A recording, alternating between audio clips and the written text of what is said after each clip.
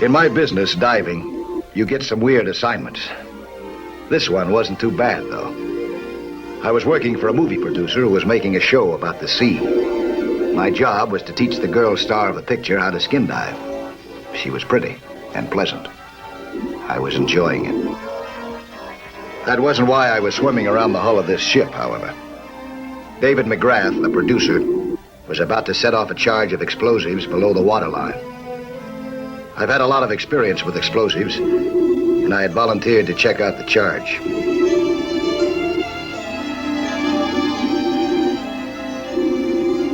What I found made my hair stand on end, wet as it was. This charge was so big and so placed that it could cause a disaster. I had to get topside in a hurry and stop this before it started. I had no idea of the real tragedy that was about to happen.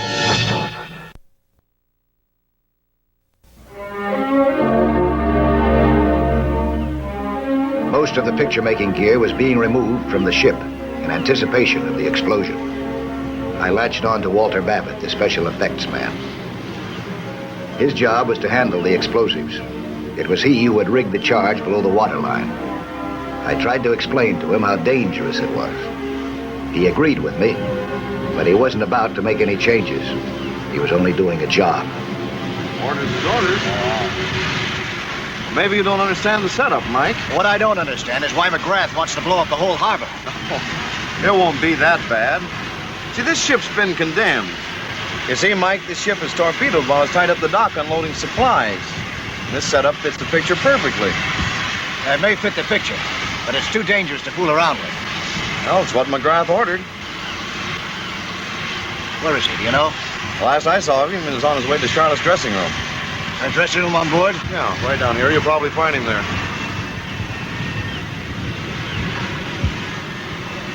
Wait and talk to him here. No need to frighten Miss Hanley with all this.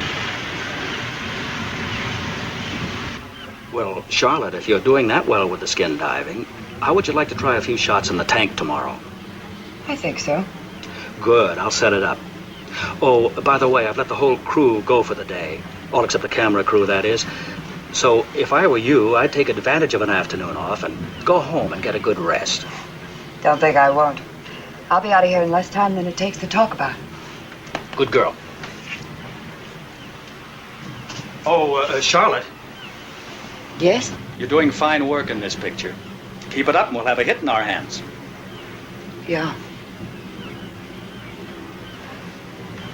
Thanks, Dave. See you tomorrow at the studio.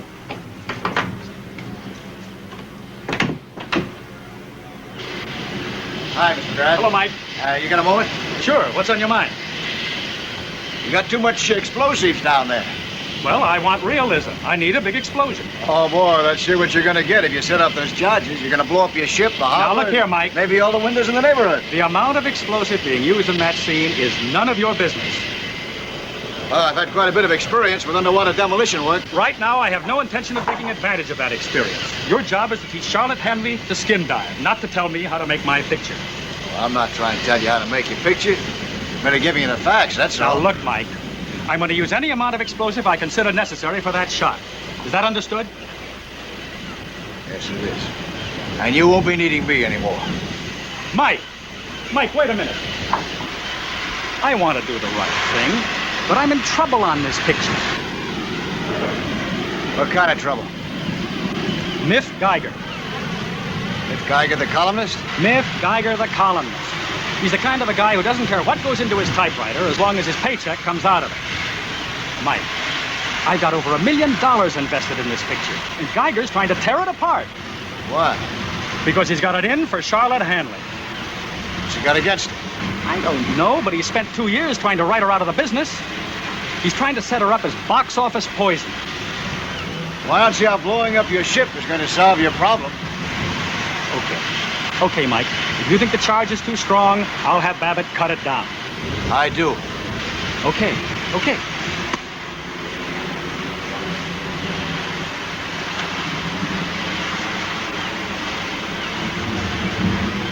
Babbitt. Yes, sir. Are we ready to shoot the explosion? Yes, the camera boat is waiting. Oh, Babbitt. Yes, sir? Let me think about this a minute. Let me just think.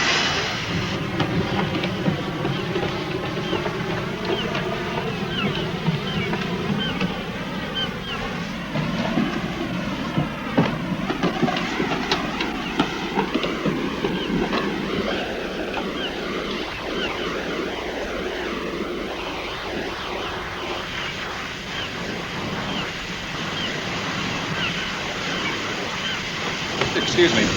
Is Miss Hanley aboard? Yeah, I think she is. Could you tell her that Miff Geiger is here for an interview, please? No. Never mind. There's the lovely star of stage, screen, and TV now. Hello, Charlotte. Or is it Miss Hanley now that you're trying to make a comeback after all these years? I just dropped down to pick up a story about your skin diving. Especially as I hear you're planning to use your own skin. You see, I rather suspect that this is a publicity stunt, Charlotte. A last gasp effort to revive a lost cause.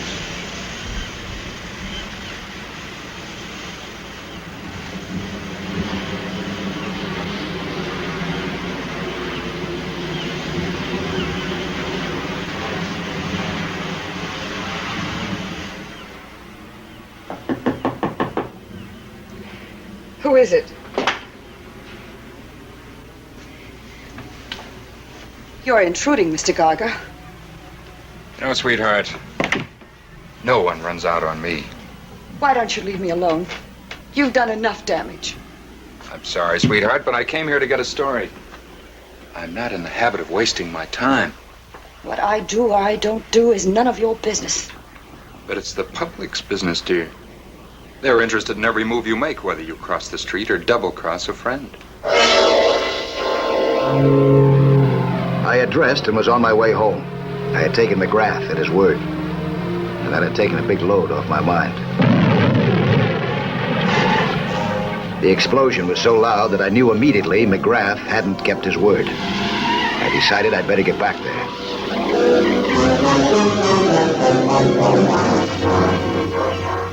What I found confirmed my worst fears.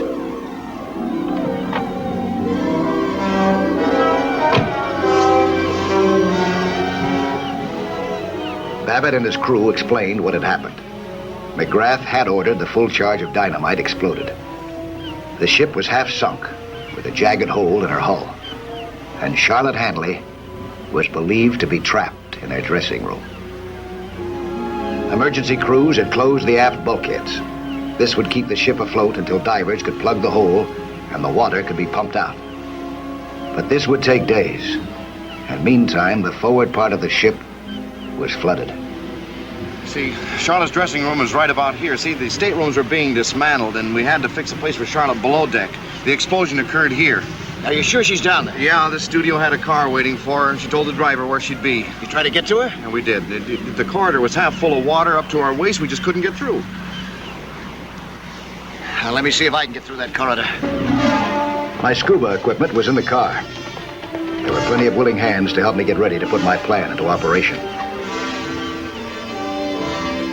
I got into the ship from the deck. Here in the forward section, the corridors were completely flooded, even though the foredeck was still above water. If the water was this high inside the cabin where Charlotte was trapped, I was already too late. But I was praying that some fluke of fate might have prevented that from happening. If her door was closed at the time of the explosion, enough air could still be trapped in the cabin to keep her alive. As I approached Charlotte's cabin, I began to see more and more evidence of the explosion.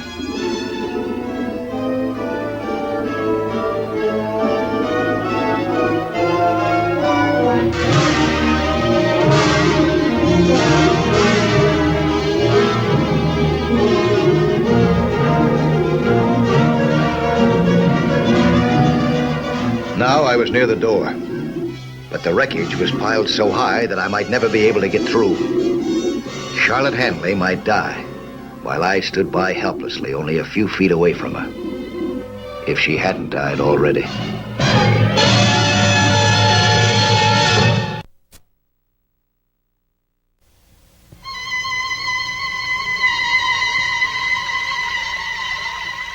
Charlotte Hanley was not alone in a flooded cabin. There was, luckily, an air pocket. Water was slowly seeping in, rising higher around the unconscious movie star and her unwelcome visitor.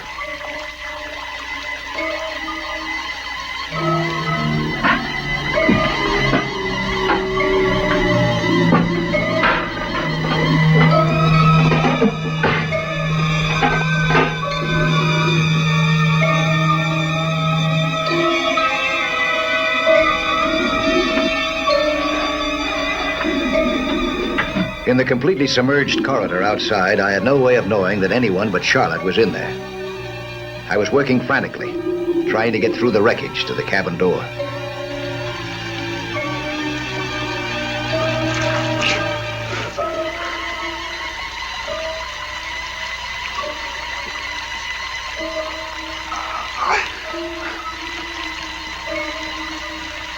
Charlotte? Charlotte!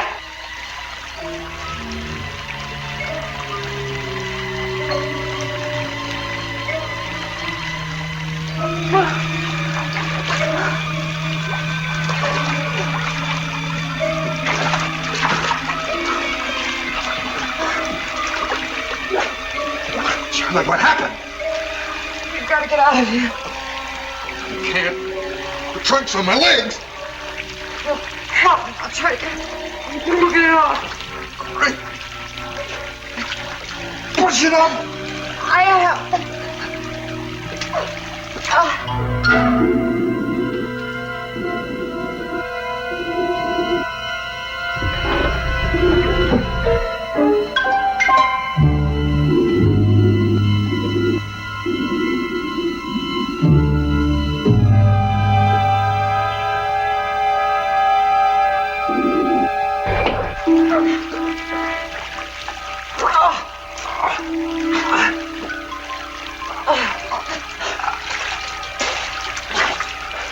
Come on, then. You've got to get up.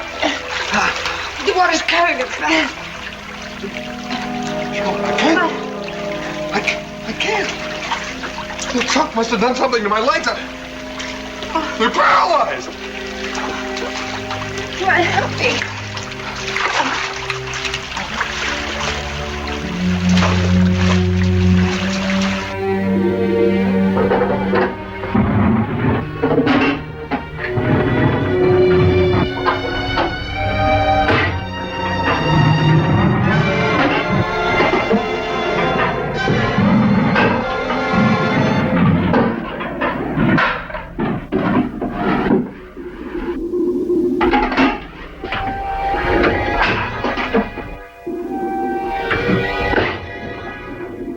Now it was absolutely impossible to get through the door. The corridor was completely blocked from this direction. I had no alternative but to return to the deck of the ship.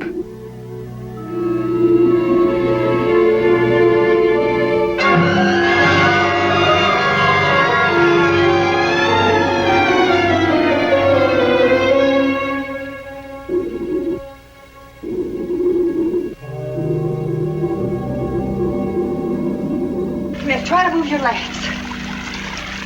I've tried. It's no use. Then I'll tell you what we'll do. The water outside evidently hasn't reached the top of the door. We might be able to swim out. Charlotte, I can't swim. I can help you. I'll open the door. And when I do, the water will start rushing in. As soon as it reaches the level of the water in the corridor, we'll start out. Charlotte, you'll never have a better chance to get back on me than right now. Go ahead, leave me here. Oh, skip the mark a bit. We'll go out together.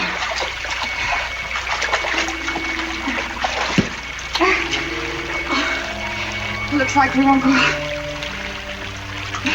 The explosion must have jammed the door. There was one other way to get to Charlotte Hanley's cabin. That was to enter the corridor from the other direction. To do that, I couldn't go from the deck of the ship, but I could go from the surface of the water. Then find the hole blown in the hull, enter the half-sunken vessel through it, and find the corridor. That's what I was trying now. I found the hole without trouble. The explosion had really been a beauty. This was big enough to get through easily.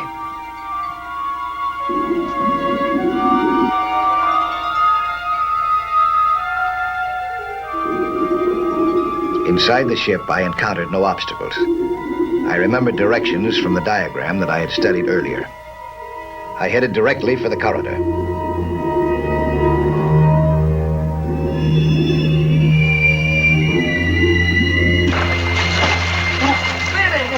I found the trunk. Here, stand there. Still struggle. Just relax. Charlotte, Yes. let's face it. We're not going to get out of here, and it's my fault. We'll get out. They won't let us go out.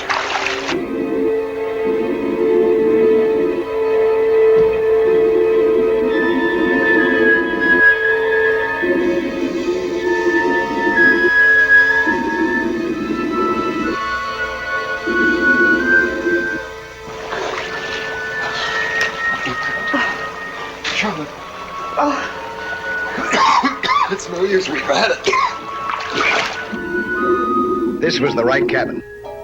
My mission seemed almost accomplished. Then I remembered if there was air inside, opening the door would let the water rush in and drown anyone still alive in there. Sound could tell me whether there was air inside. I reached for my knife. I would tap on the door frame from the bottom up, listening for the change of sound, which would come at water level. What was that? there's someone out there. Come on.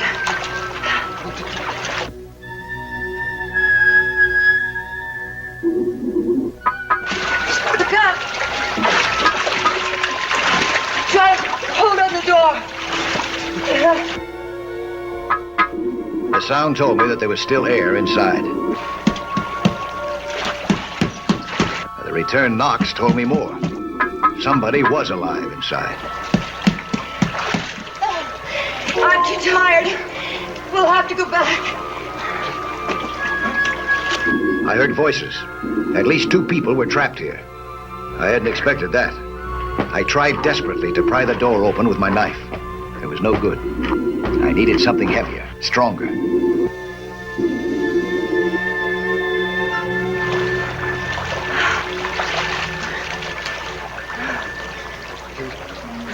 I don't hear anything. They must have left. They couldn't get the door open. They've gone there for help. They'll be back. They've got to. I know they'll be back. But will they be back in time?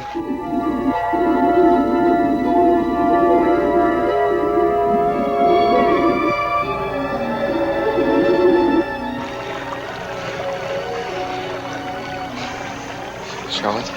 Yes. I'm sorry for what happened 2 years ago. I was a big man then. I wasn't facing death. You're not facing it now. They'll come back. When you walked out of that television show, you left me holding the bag. But you were going to give away something I had told you in confidence. Yes, I was. Right then and there, I swore I was going to ruin your career. I almost did. You don't believe in an eye for an eye, do you?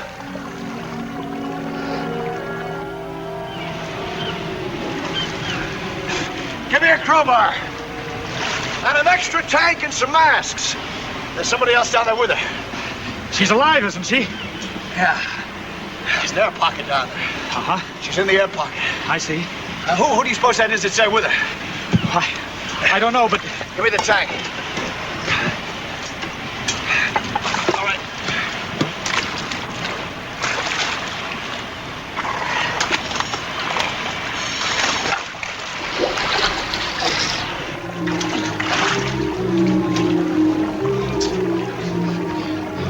It's coming up. It's rising. They'll be back. You've got to believe they'll be back. I raced back, loaded down as I was with my rescue equipment. I prayed that the water hadn't yet filled up the cabin.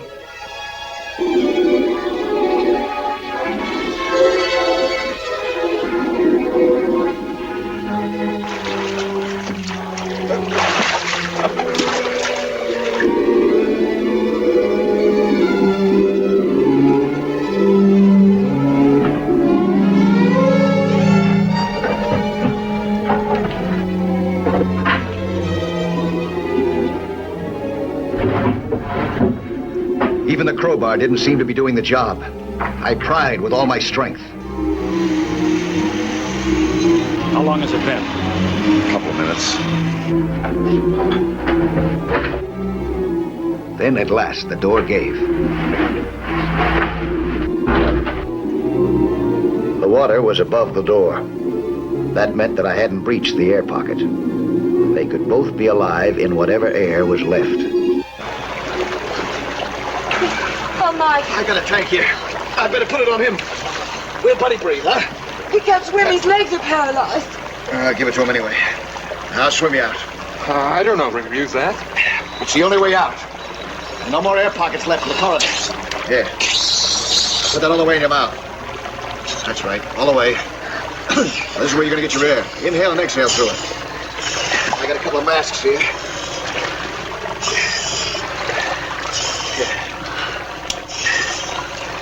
This is so you keep the water out of your nose, huh?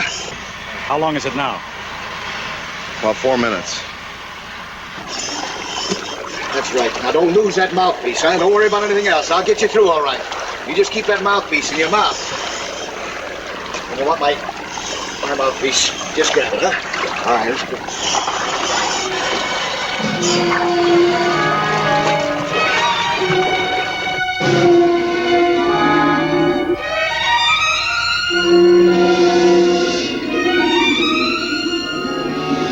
Geiger followed instructions. I told him easily. And the training that I'd given Charlotte paid off. She knew exactly how to handle herself in this emergency.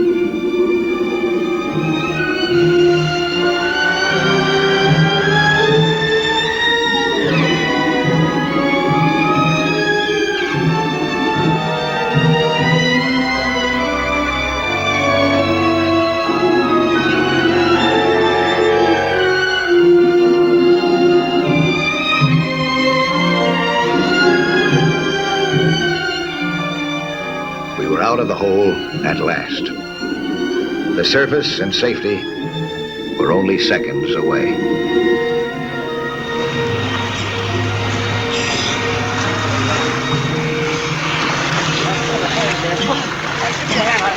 There you are, Charlotte. Oh! Get a blanket. Get a blanket. Quick. Get in there. Quick, hurry up. Shake it out. His legs now. They're broken.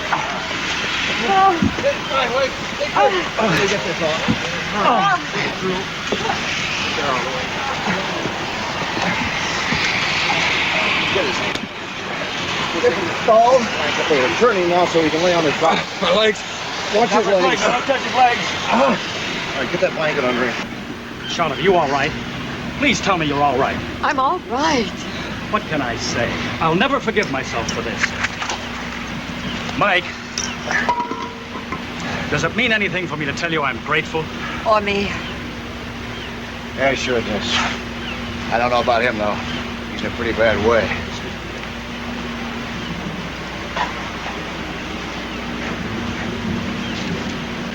How you now, fella? How your legs? Everything considered, not too bad.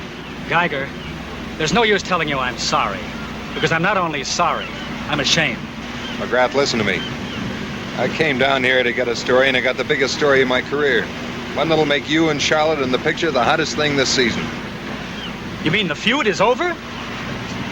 Yeah. Now, looks like your piece sure started off with a big bang.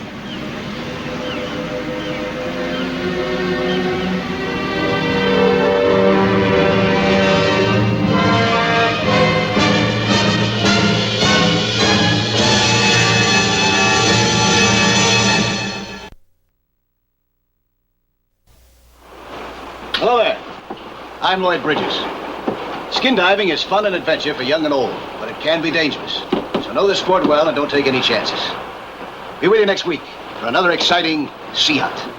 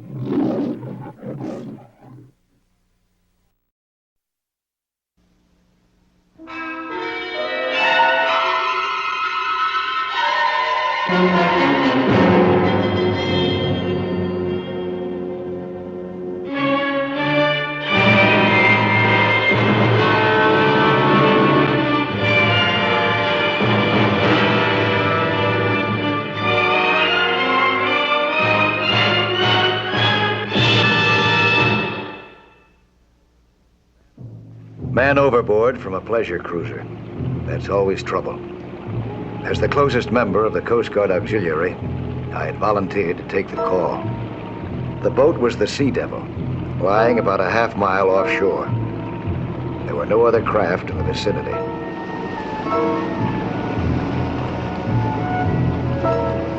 got your message from the Coast Guard. I'm Mike Nelson. I'm in the auxiliary. How long's it been? How long? About 5 minutes. More like 10.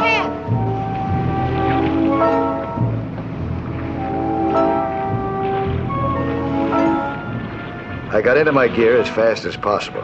There's no time to waste in a moment like this.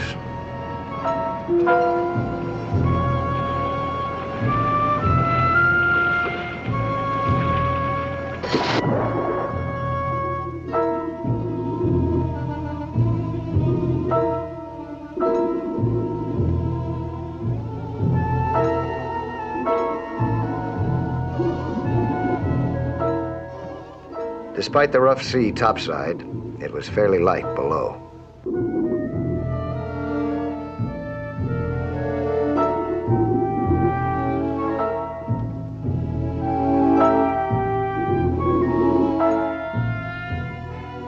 Currents were so mild down here that there was hardly any movement at all. If a man had tumbled off that boat in the past few minutes, he should be somewhere in the area. I searched in widening circles from the boat's position, hoping to see the drifting man's shape before too much time had passed.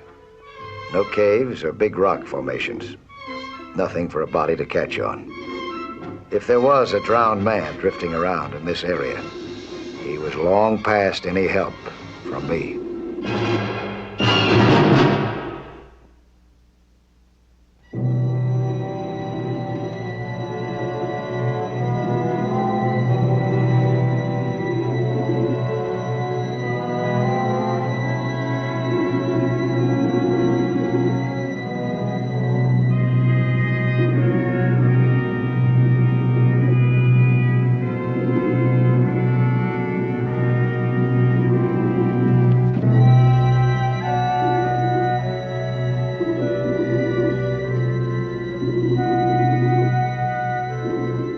Interesting.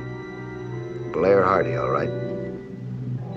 Full identification, a wallet full of money. This was supposed to be the clincher, but I didn't like it at all. It was too pat, too neat.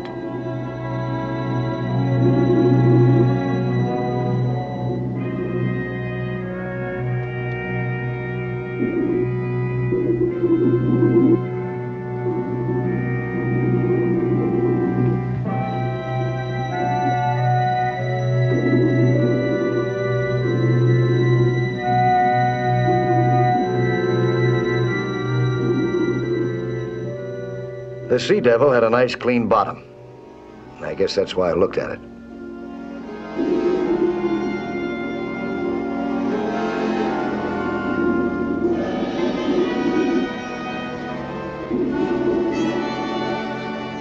The hook was shiny, and in a place where no hook ought to be.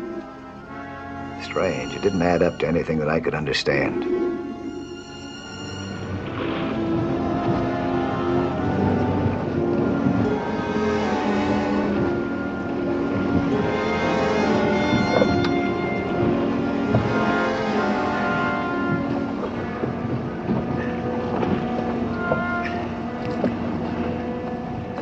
Find him. I mean, is he alive? Well, say something, man. It's a woman's husband. I'm sorry. There's no trace of him. He's dead. I know it. Blair's dead.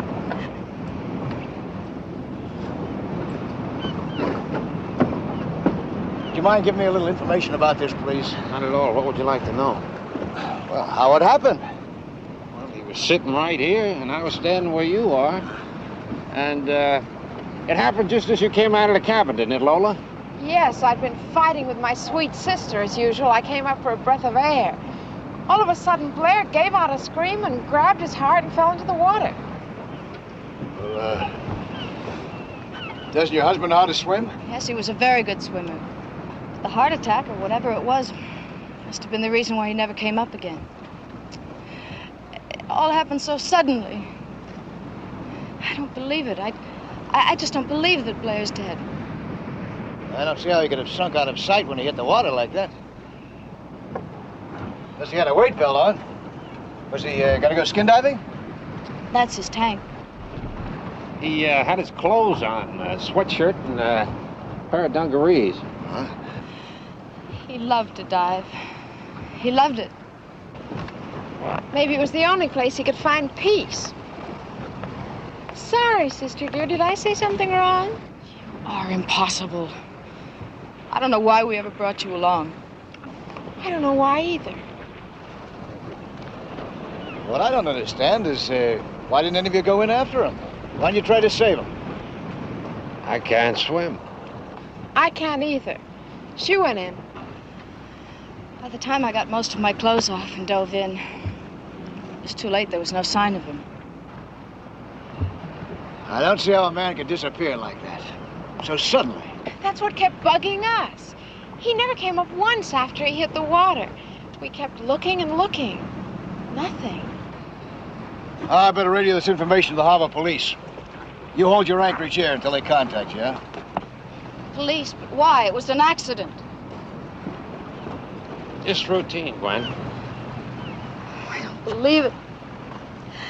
I just don't believe that Blair's dead.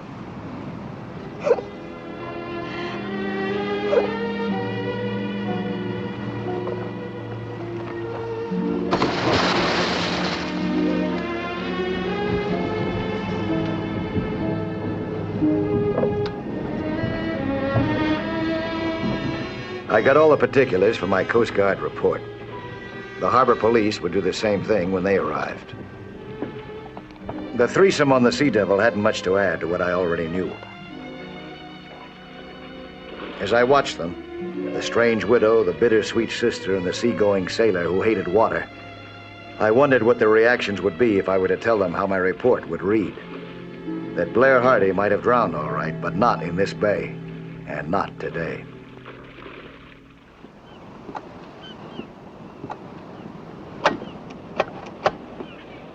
You Mike Nelson, that right, sir?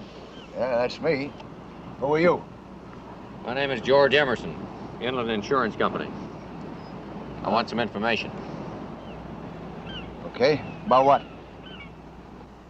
You called the harbor police about a rescue attempt in Button Hook Bay.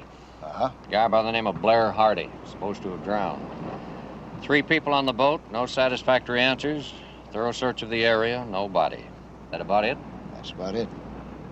There's another line in your report that intrigued me, Nelson. It says that you seriously doubted that anybody could have drowned in that area at that hour without the body being found. Yeah? Yeah, the visibility was just about perfect. No turbulence, no current, no rocks. Just a nice sandy bottom. Well, what do you think happened? Do you have any hunch or any theory about this? Yes, I have. What is it? Well, maybe the guy just took a powder. Maybe he wanted to escape from something or somebody. It's happened before, you know. You don't think he's dead, then? I don't know. I searched that area thoroughly. I didn't find any body. I'm a claims adjuster, Nelson. We handle Blair Hardy's insurance. So what you say interests me greatly. How much insurance did he carry? $250,000. Oh, boy, that's a lot of money, huh? Yeah, it's a lot of motive. So now you can see why I was interested in your report. I hope you can help me. Ah. I'd like to offer you a retainer to investigate the case. Well, the harbor police is already working on it. Coast Guard will probably be involved in it. What can I turn up that they can't? If this case is going to be solved, it's going to be solved underwater. You interested? Well, I gotta pay for my boat, don't I? Sure. I had little more to go on than the police at that. Being the first one in the area, then seeing the odd behavior of the Sea Devil trio. This lead was little more than a hunch, but I'd already discovered that the Sea Devil carried one set of scuba, the well-worn serviceable gear that I'd seen on the cruiser's deck. In the scuba shop, I discovered that Blair Hardy had purchased another full set the day before he disappeared. Even an amateur detective would call that a clue. The Sea Devil was still anchored offshore. If I could have known what was going on aboard the cruiser, I'd have been more concerned than ever. It was Blair's plan. Why should you be upset? You don't seem to understand what we're up against here. It's practically all over. When they give me the money, I'll give it to Blair, and then he'll leave me alone. All over? It's not even started yet. We're not even close to safe as long as Blair's alive. Lee, don't say that. You don't like to hear that, maybe, but that's how it's got to be. You can't mean that. You're joking, aren't you, honey? Yeah, I'm joking, all right. I mean every word of it. They'll never find him, and the police are satisfied. What about that insurance inspector? He'd make trouble for us if he could. We just don't have any choice, Gwen. They want a body, and I'm going to give them one. Lee, there must be another way. I just can't stand the thought of it. You said he bullies you, and you're afraid of him. Well, yes, but this... No, Lee. Look, I said it before, and I'll say it again. You just don't have any choice. Not if you want a life with me, you don't. Hey, what's all the muttering about? Will you quit eavesdropping on people before you get into trouble? Eavesdropping? Well, I like that. What's the matter with that big hunk of nothing? Oh, Lola, don't be typical. This is a bad time for all of us. I'm going in and lie down.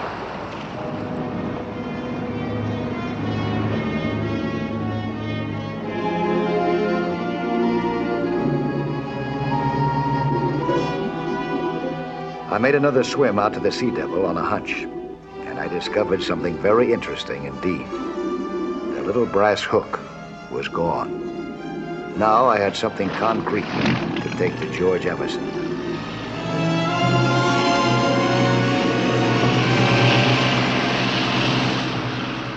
It might have been an accident, but I kept thinking about the drowned man who wasn't drowned, and the little brass hook in the skeg. A nice place to hang a set of scuba gear if a man wanted to fall overboard and not come back.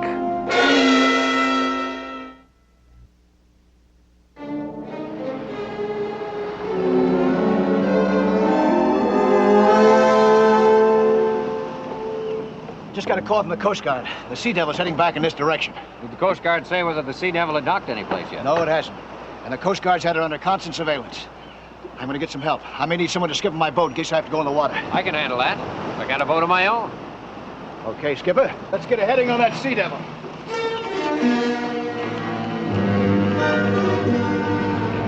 For 2 days now, we've been waiting for the cruiser to return to these waters.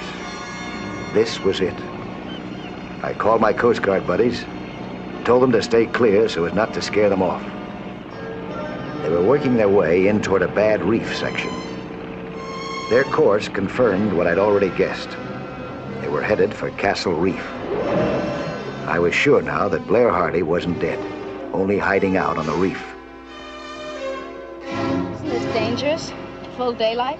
It's the only time it's safe. That's why we chose Castle Reef. Surrounded by needle rocks and lava formations. You can't get a boat within 300 yards of here. Lee, what am I going to tell Lola when she wakes up and finds out you're gone? We just reached a point where we can't use her as a witness anymore. Oh, no. I broke off the contact chase and went around the back way. I knew this humpbacked piece of rock. I'd still have to swim a good half mile because there was no anchorage closer.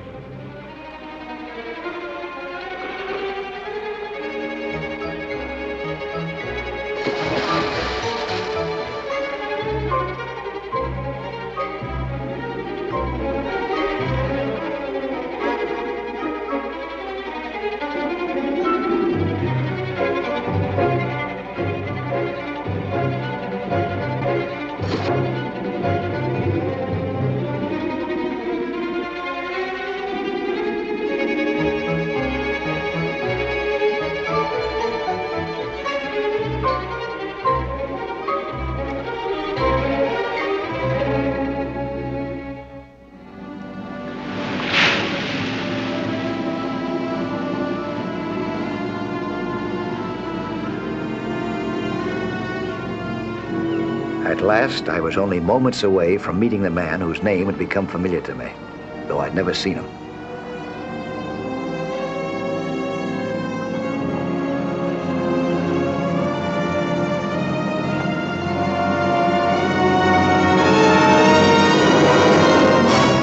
Hardy, look out!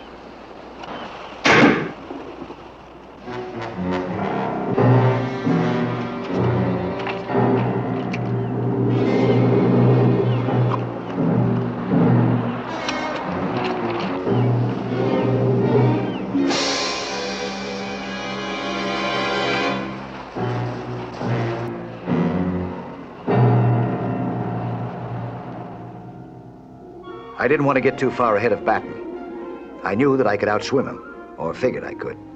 But that would leave Hardy at the man's mercy.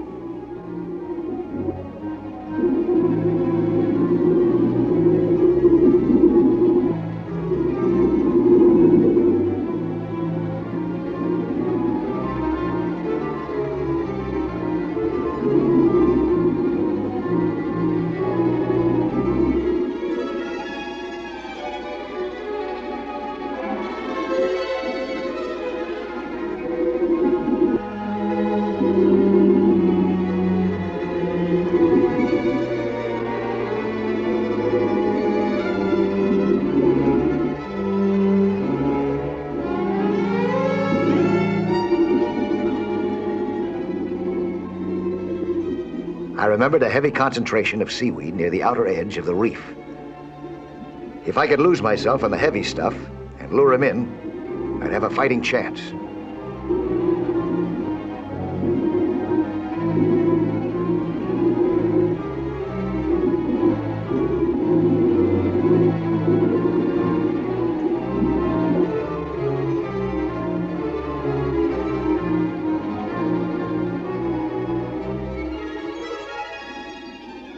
He was close enough to see me now, keep me in view. But if he saw me too well or got too close, well, that spear gun would settle the issue.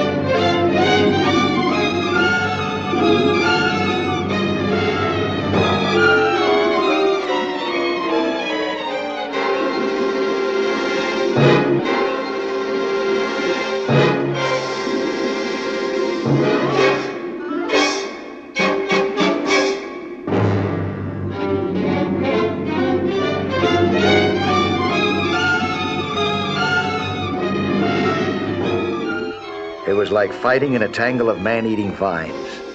The stuff seemed almost alive, wrapping and holding. It tired us both so badly that neither one of us could fight effectively.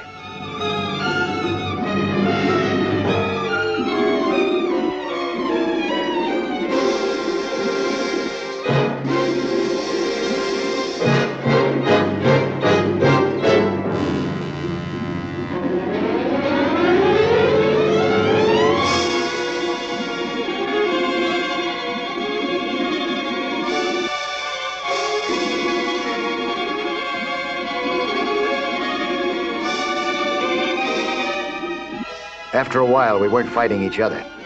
We were fighting the terrifying clutch of the weed. But it got us. Both of us. And the harder we tried to get away, the tighter it choked.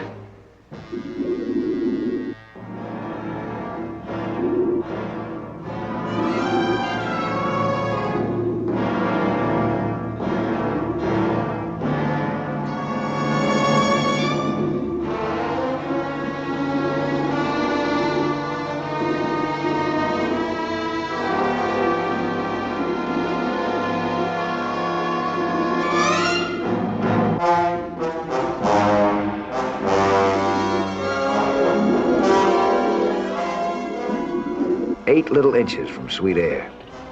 8 inches from life. And the weed clutching like slimy ropes. My air was going. The surface, so close. Wait now. The idea came slowly while my chest began to burn. I could make a snorkel out of my air hose, push it to the surface and breathe. I cut the hose and got it above the water.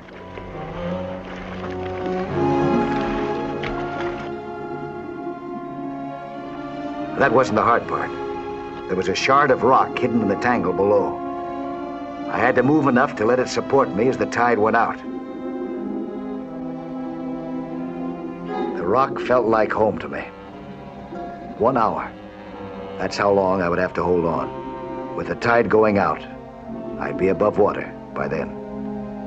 But without a rock to stand on, it was already too late for Lee Batten.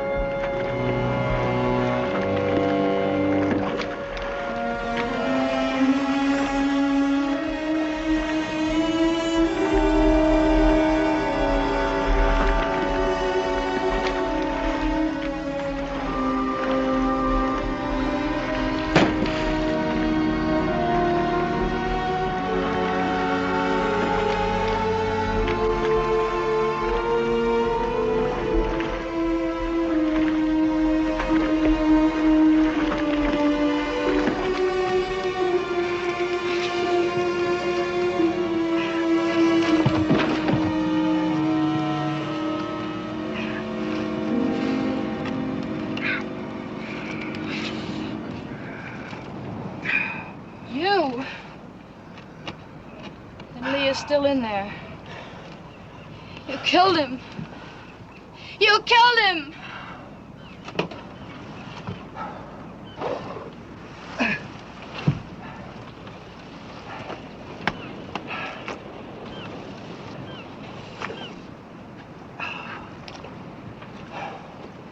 You killed him.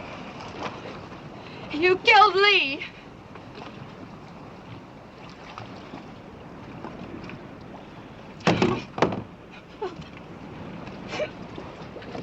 What's happened to your sister? She's all right. She's below, tied up.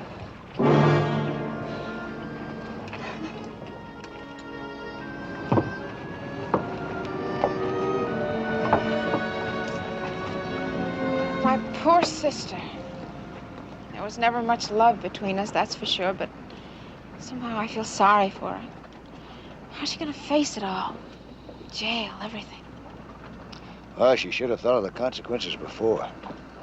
Somehow I feel the sea's to blame for all this. I hate the sea. I hate it. I'm sorry. Can't let you blame the sea. So far, she's been pretty good to me. Here. Hey, keep your chin up.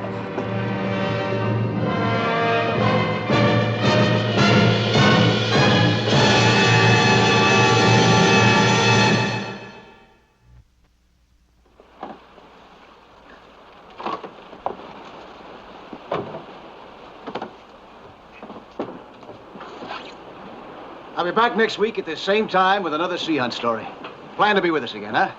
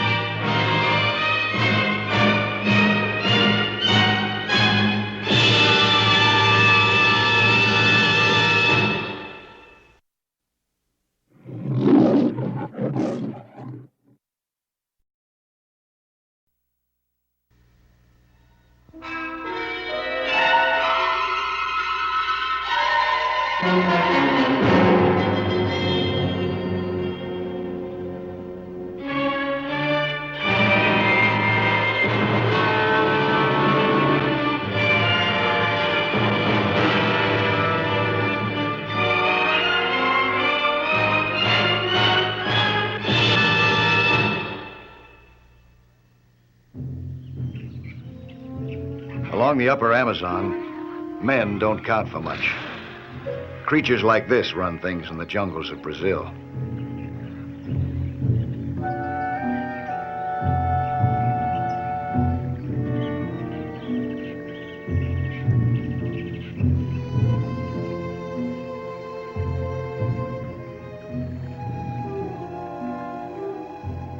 The snakes don't have it all to themselves, though.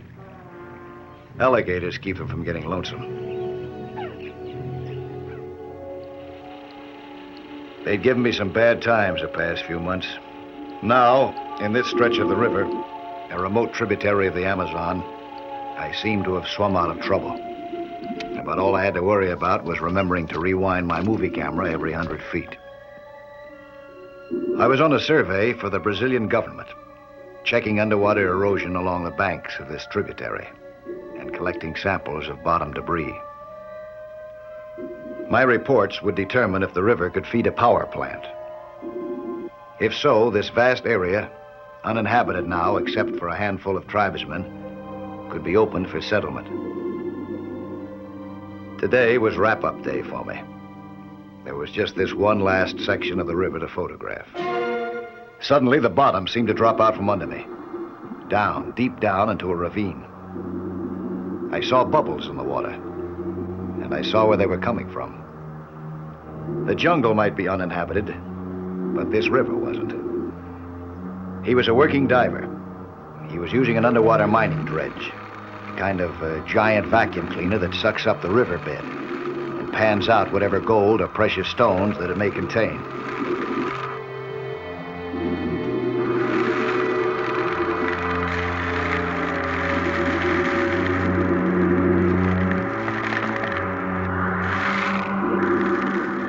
The dredge was powered by a compressor on shore, which also fed air to him from a storage tank up there. It's what they call a hookah setup. It operates on the same principle as a Turkish water pipe.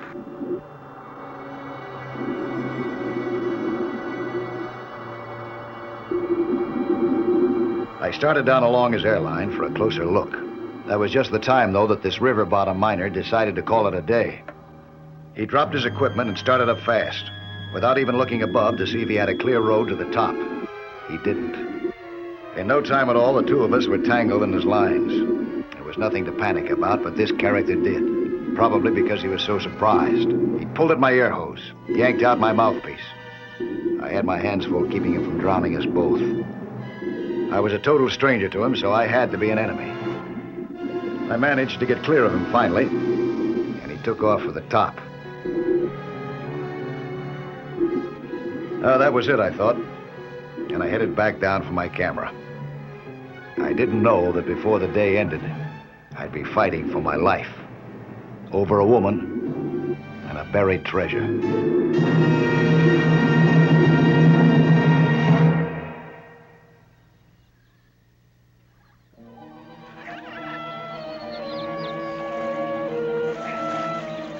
Who was the diver who had nearly drowned me? And what was he mining out here in the middle of Brazil? From his gear, I guessed that he was an American. An ugly one. What's the big idea shoving me around down there? Hey, take it easy, fella. You're the one that's been doing the shoving. Tom? Huh? Tom, what's the matter? Well, this joker was snooping around the claim. Claim? I didn't even know you had a claim. No? What were you doing down there, fouling up my lines, trying to drown me? You started up without looking, remember? You were down there looking, remember? That's right, for the government. I'm doing a survey for them. I got the papers to prove it if you want to take a look at them. Big deal. Go make your survey someplace else. We don't want company around here. Tom, for goodness sakes. I'm sorry. I don't know what he's talking about. Well, I'm sure you don't. I'm Mrs. Marzak. Jill Marzak. Huh? Nice to know you. Mike Nelson's my name. Hi. This is my husband, Tom.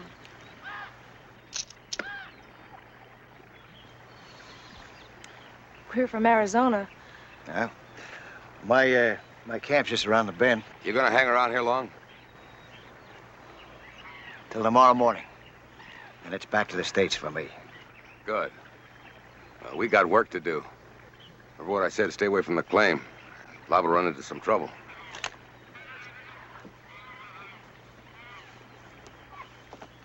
I'm sorry again, Mr. Nelson. I guess we've been working this river too long. We've been here nearly a year now. Of course, it wasn't until a couple of months ago that it meant anything. He found a really rich load of emeralds, and, well, he's been driving himself ragged ever since. He's afraid someone's going to move in on him. I begged him to rest, but he won't do it. Been diving every day? Yeah. How long at a time? Sometimes 8 hours a day. And alone, too, boy. That's bad. Well, he says we've got to make it while we can. Well, it's no good to make it if you're not around to enjoy it. That's what I tell him. Say, why don't you stay and have some food with us? Well, I'd like to, but I gotta get back. Gotta finish my reports. Do you have to? I don't like to get behind. You, see that he stays topside, huh? I'll try. Those emeralds can wait.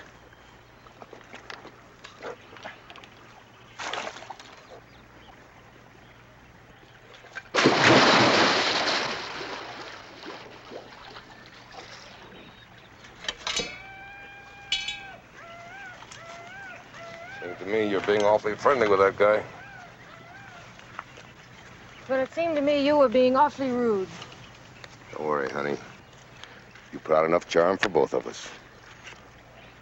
Well, I have to admit it was a pleasure to talk to someone for a change. What's wrong with talking to me? You're never here. You're always down there. Tom, look, you've just got to stop diving so much. Even Mike agreed with me. Mike agreed with you. So that's it. Well, let me tell you something.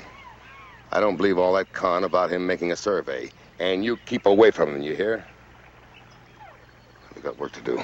Get the compressor going. Don't you think you've done enough work for one day? At least let me fix you some food. Do you mind starting the compressor?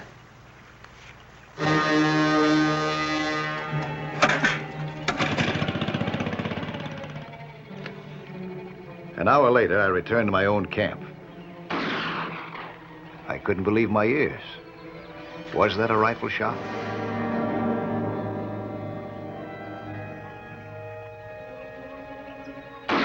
No doubt about it.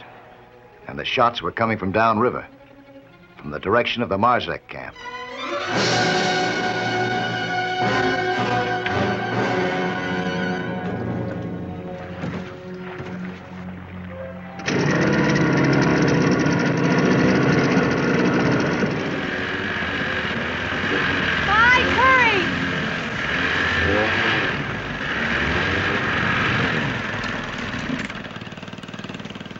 Did you fire those shots? Yes, Tom's in trouble. He's not getting any air. Did you check the compressor? Yes, it's not that. I don't know what it is. The airline must be pinched. Don't have any tanks. Let's hope he's not too deep.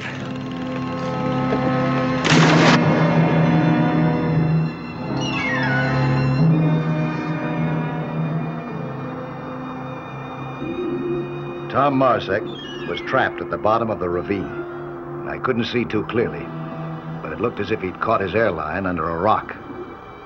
I started down to him. It was a long, long way down. Tom couldn't move the rock. The way he was pinned, he couldn't get the leverage, but I could. This removed the pressure on his air hose. Just in time. And then he was able to work his way out. We didn't waste any time after that, starting upstairs.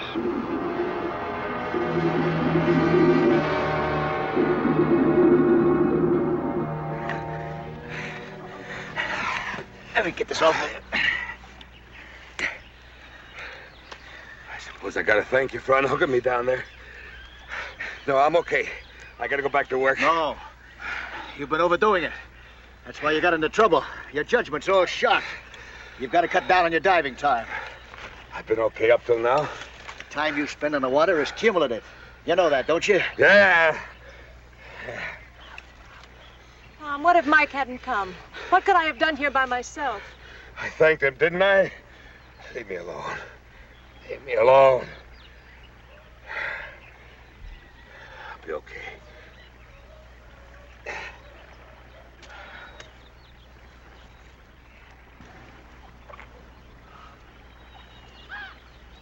Get some food into him and put him to bed. Okay. Thank you, Mike. I'll drop by in the morning, say goodbye before I leave. Don't you worry, huh?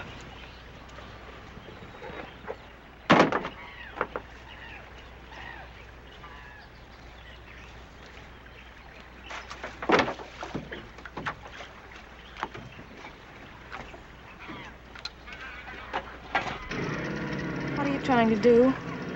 Kill yourself? You know, sometimes I don't think you care about me at all. I think all you care about is money. Is that what your Mr. Nelson told you? But at least he knows what he's doing.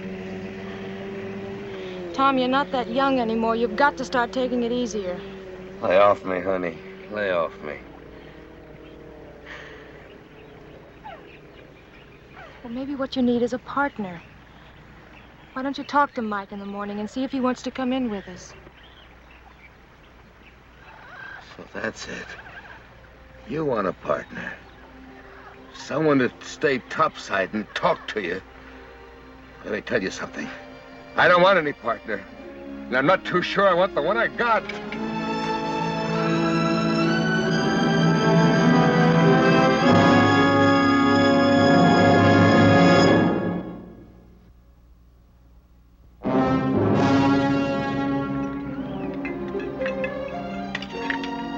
That afternoon, with my job done, I started packing my gear. The last thing that I expected now was company. Mr. Nelson? Mike, I've got to talk to you. Your husband know where you are? No, he's asleep. And when he wakes up, he's going to go down again. Look, it's like a disease with him. All he thinks about are these emeralds. Yeah, I know he's got it bad. Couldn't slow him down, huh? He won't listen to me. Mike, would you talk to him, please? Just make matters worse if I talk to him. Please? Look, I love my husband very much, and I want him back the way he was. Please help me. Okay, I guess I can give it a try. Oh, thank you. It's all right. So I guessed right. Tom!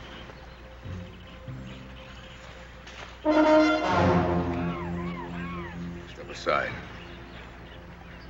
I said get away from him. Tom! Tom, stop it!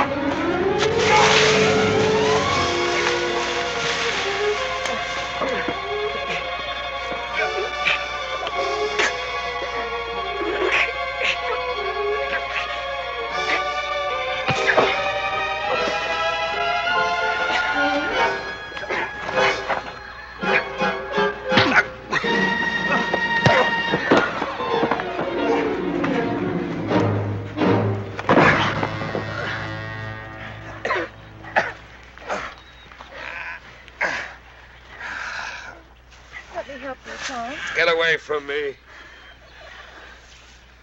And you too, leave me be. Was doing all right until you showed up.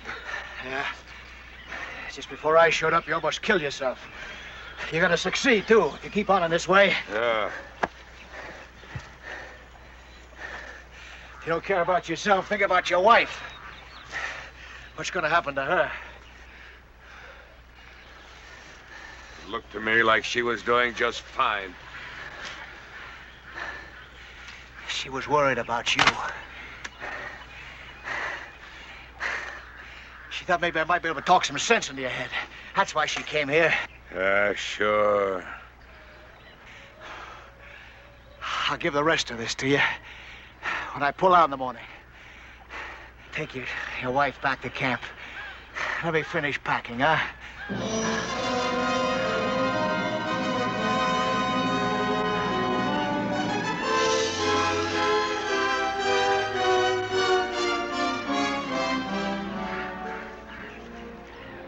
The go-around with Marzek took a lot out of me. It was late the next day before I got all my gear together. Mike! Mike, wait for me. I'm going with you. Going with me? What do you mean? He sent me away. He thinks that you and I... Oh, brother. Well, I told him. I said if you wanted me or his claim, you'd have let him drown yesterday. I wish you had. You don't mean that. Yes, I do mean it. If you don't let me go with you, I'm going to take his boat. Running away's not going to solve your problem. Yeah, come on, get in the boat. What are you going to do? I'm going to straighten that husband of yours out once and for all. Get in the stern, huh? Sit out.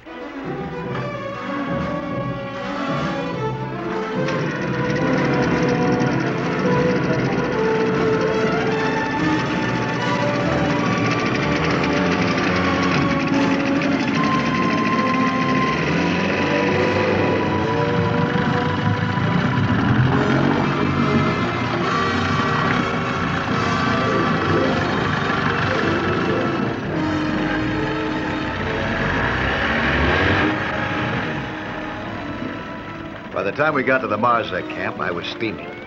From the minute he bumped into me, he'd meant nothing but trouble. Now I was ready to give it to him. But he was nowhere in sight. There he is. Diving alone again. Well, here I go once more. Well, you don't have to do it on my account.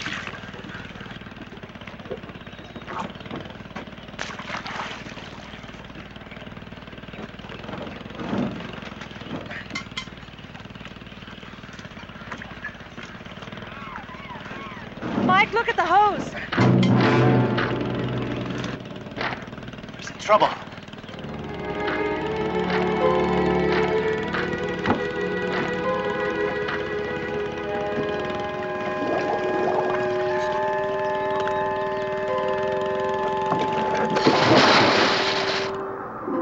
Once again, I started down that hookah line toward the bottom of the ravine.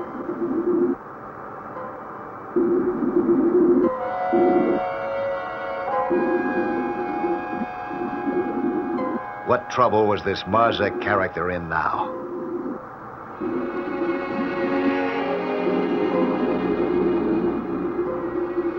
Now, this time, he really was in a jam. Near as I could make out, he'd been excavating in a deep pothole. The river had collapsed the sides and buried him up to the waist. I tried to lift him out. No good, on account of the fins and his feet. The silt and gravel pressing down on them held his legs like cement. And I didn't dare put my own feet down into the hole. The shifting gravel might trap me, too. I had to do something, and it had to be soon. This might be the answer. The mining dredge, the giant vacuum cleaner. It was choked with sand and gravel. I let it clear itself.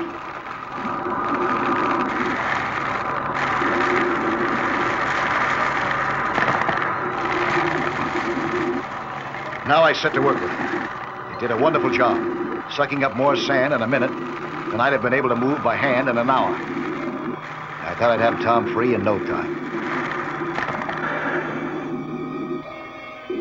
Suddenly, the dredge stopped working. Just like that, the power cut off. That meant that the compressor upstairs had quit. It also meant that no air would come down along the hookah line for Tom to breathe, except what was in the storage tank right now. And that was about 5 minutes worth. That's all the time that I had to get topside and fix the compressor.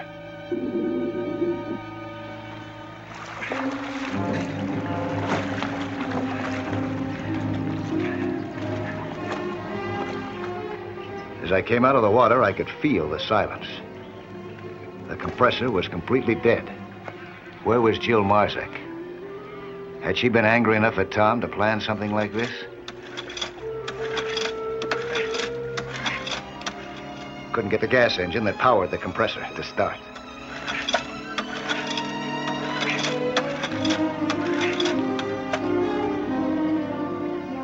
No wonder, no gas.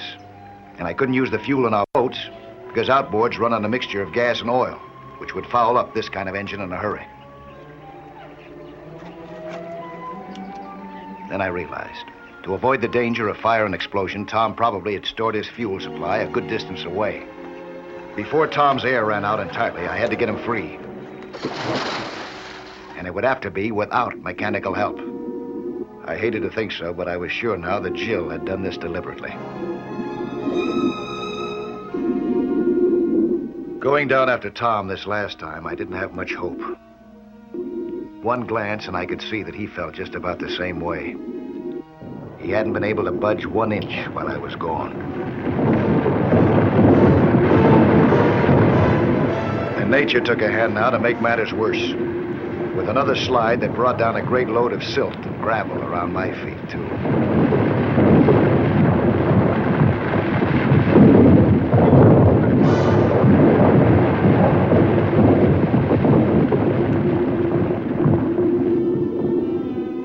When Tom's air ran out, I gave him some of mine.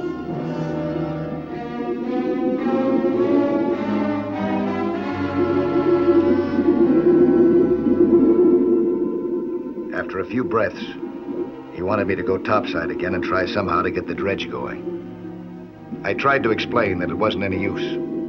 Without gas to run the compressor engine, the dredge was dead.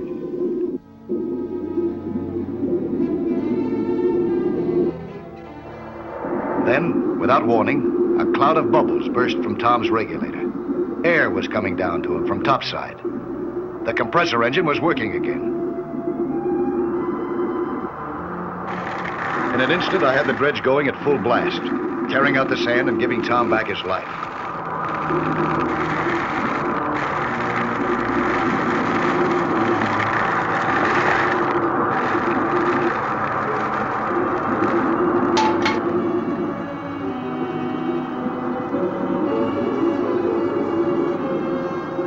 On the way up, I wondered if Tom was thinking what I was thinking, or hadn't he guessed that his own wife had tried to kill him.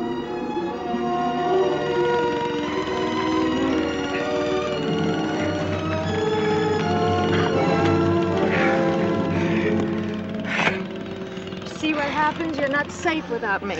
What? You forgot to fill the gas tank. That's why the engine stopped. So that's where you were, huh? You went for more gas. I nearly died. Hey, you know, all the time I was down there, I thought you were trying to get rid of me. How can you say a thing like that? I love you. If anything happened to you, I wouldn't want to go on living. I mean it. Baby, I must be sick to think thoughts like that. But you've got to start taking it easy. I'm ready to chuck the whole thing if you want me to. No, that isn't what I want you to do, but... You want me to take a partner? It's okay. I'll take Mike. I don't mind. I don't want you to do that either. I want you to go on working. Only spend more time with me and less with your emeralds. Think you can take it? You know I can take it. Well, you two don't need me anymore. I see you in Arizona.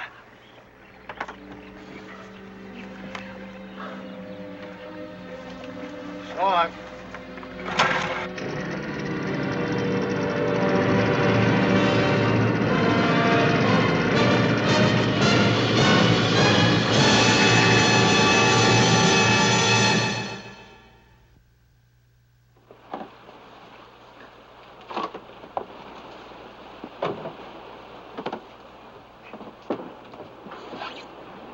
I'll be back next week at the same time with another sea hunt story. Plan to be with us again, huh?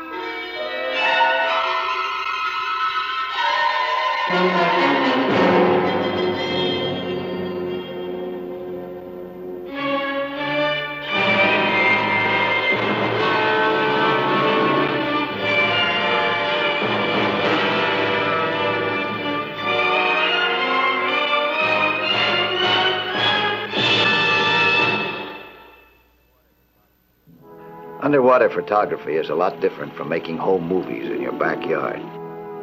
All of the ordinary problems are magnified by water pressure and light diffusion. This camera was a new design, built to stand pressure. My job was to test it in deep water in order to make a report to the government.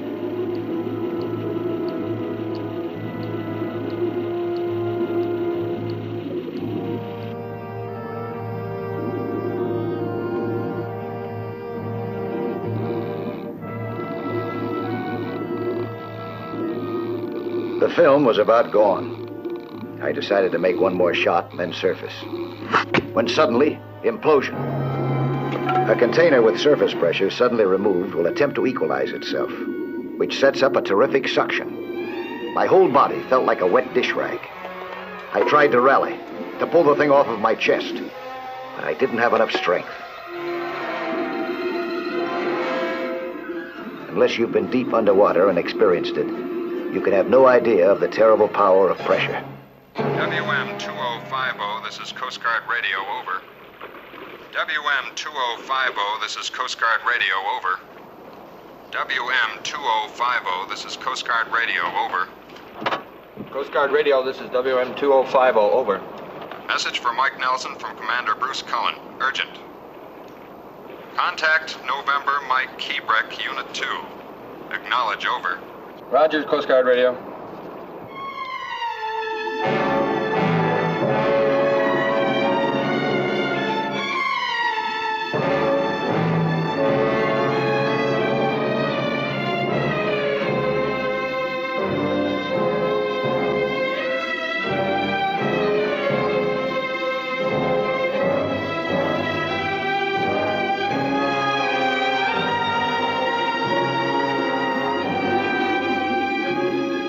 My diving buddy, Carl Williams, arrived just in time to help.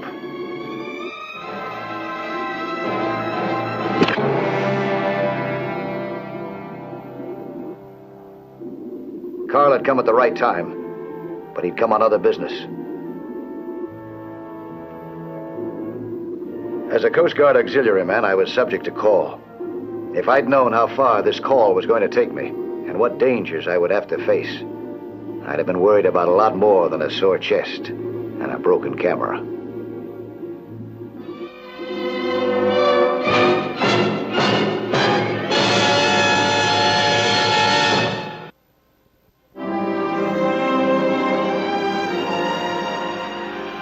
I got to the Coast Guard base as rapidly as I could.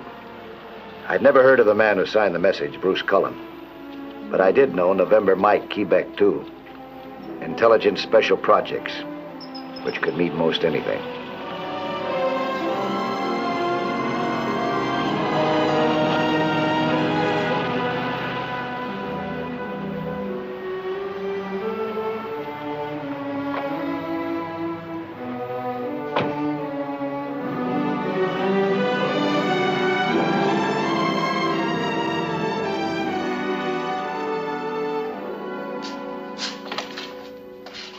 Nelson?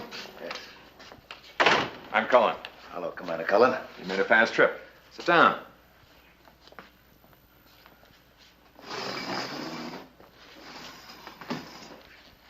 Nelson, I'm Navy Intelligence.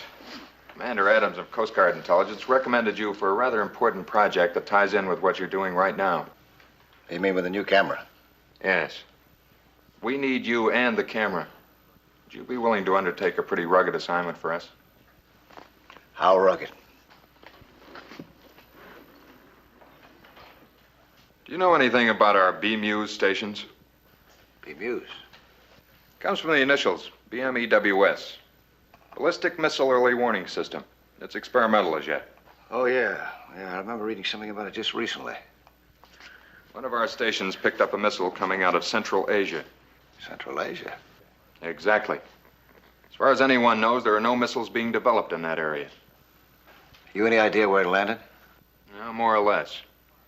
Our station got a pretty good plot on the bird before it left their radar. We figured a horizontal collision course and took an educated guess as to where it fell. Maybe it didn't fall. Maybe it just broke up. We don't think so. We think it's resting in a bay called Matanzas, which is off the coast of a country with whom we're friendly, but not friendly enough to suggest a cooperative effort. Well, how do I fit into the picture? I mean, what do you got in mind for me? For obvious diplomatic reasons, Navy can't go in. But we would like a good look at that missile. Pictures, if possible. What makes this particular rocket so important? We have information that none of the countries engaged in missile development know anything about this shot.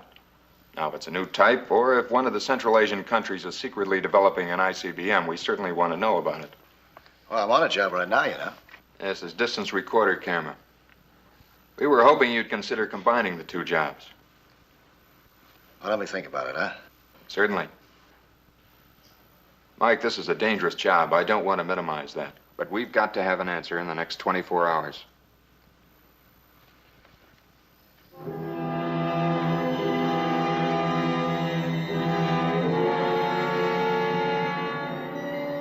Scouring the bottom of a bay for a giant firecracker that can go off when you look at it is not my idea of a summer outing. But I could see how important it might be. Somebody had to do it. And it looked like I was going to have company being that somebody. Mike, whatever you're going to do, you'll need help, won't you? I didn't say I wouldn't need any help. I don't want to involve you in something that I don't know much about. Mike, I'm going. Okay. Just remember, I didn't talk you into it. Okay, I'll remember. Can you tell me anything at all about it? It'll be deep. 25 to 35 fathoms. 150 to 200 feet. That's not much bottom time. No, it isn't. Oh, here's something that might discourage you. There are no recompression facilities anywhere near. Now, you still want to go? Well, it's safer than Russian roulette.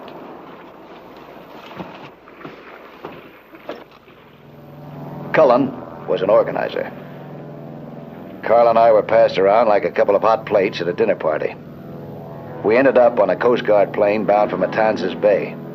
The commander, meanwhile, had sent the camera back to the factory by jet plane and would meet us, with it, at Matanzas Bay.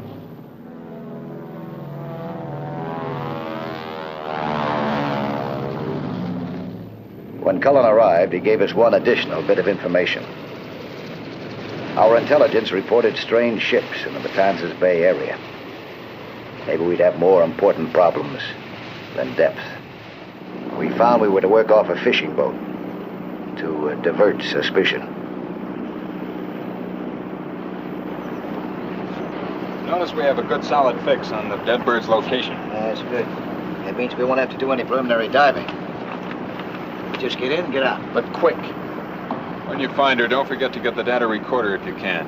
And be very careful removing the plate. Yeah, okay, I will. Now, what about those strange ships? You heard any more about them? Our radar picked them up last night. We got a peek at them today. They're converted destroyers. Seaboats? Something like that. Big enough to blow us out of the water if they want to. Oh, great. How much warning will our radar give us in case they head in this direction? Not much. We have a camouflaged antenna, but it's not high enough. Gives us a sweep of about 20 miles. About 45 minutes, give or take a couple. You said those destroyers were big enough to blow us out of the water if they wanted to. You think they might want to? Well, to be truthful with you, Mike, I don't know. We know they want the bird. How badly, I couldn't say. Well, let's hope we don't find out.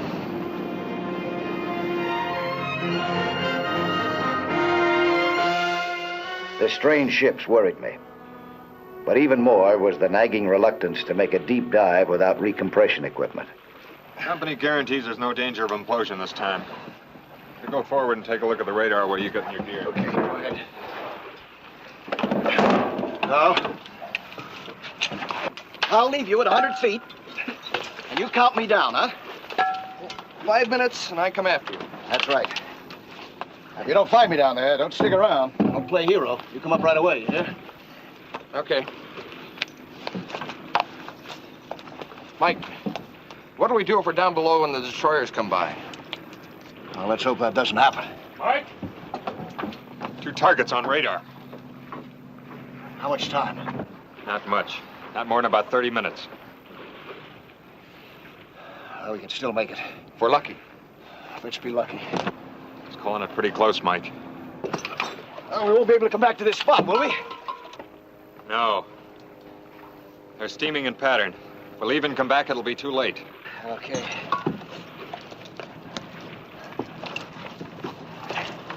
You ready? I'm with you. I don't know why, but I'm with you. Here you go.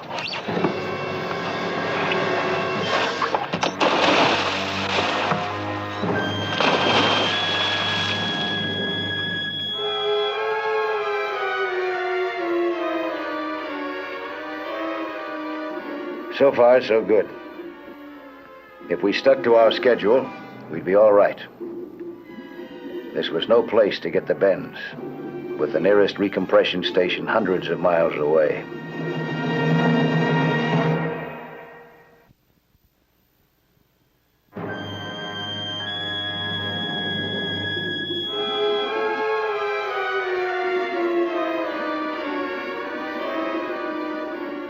"100 feet, the safety position.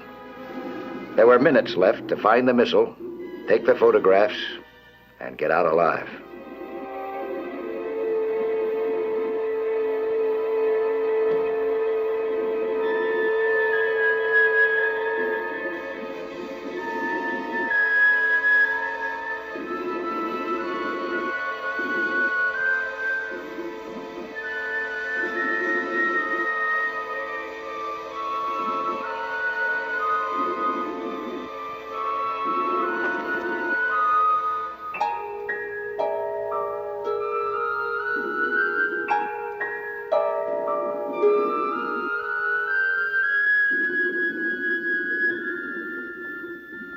The missile wasn't in sight. I couldn't use up too much bottom time finding it. I began a large circle around the anchor line.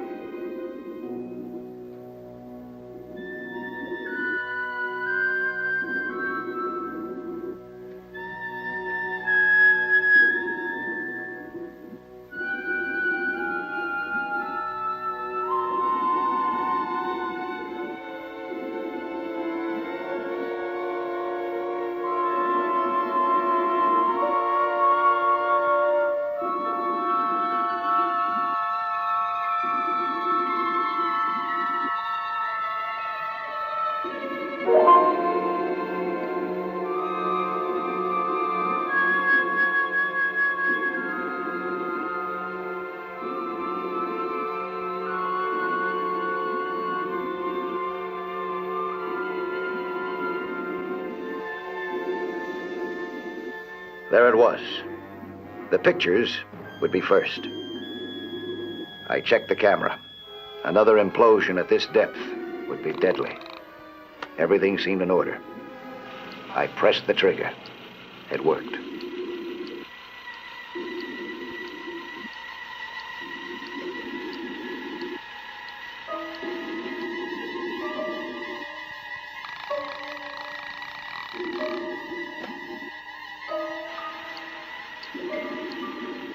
I was using film rapidly.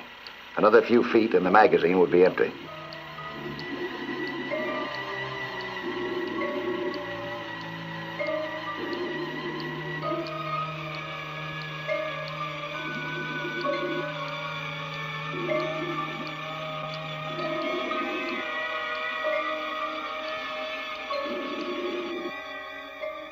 Almost 2 minutes gone.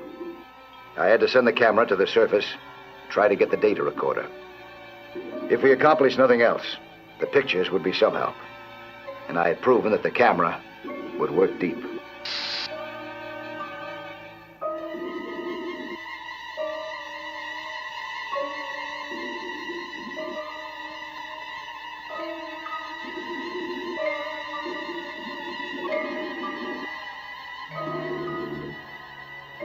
With luck, I could free the data recorder and still pull out within the time limit. This was the time. Cullen admitted they didn't know who made this thing, what it was for, or anything about it. It could carry an explosive payload. If it did, I would never know what happened.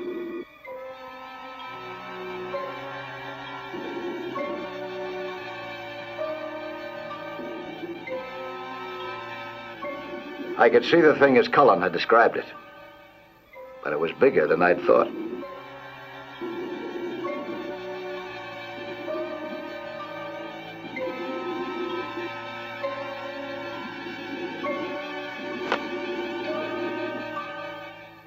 I wondered what had happened to Carl.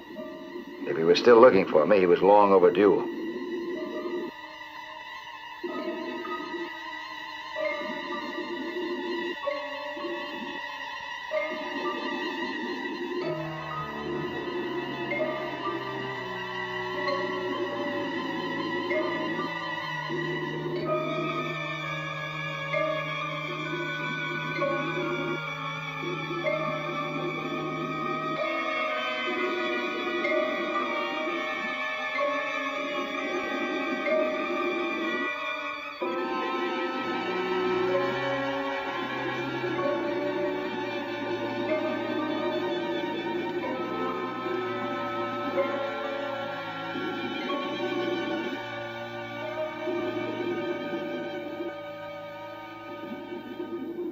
I managed to pull it out.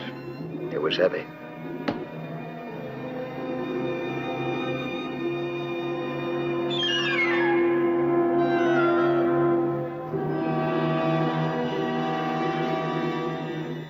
I couldn't swim it up.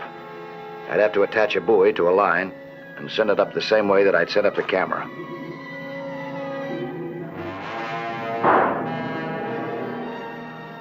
The buoy was defective.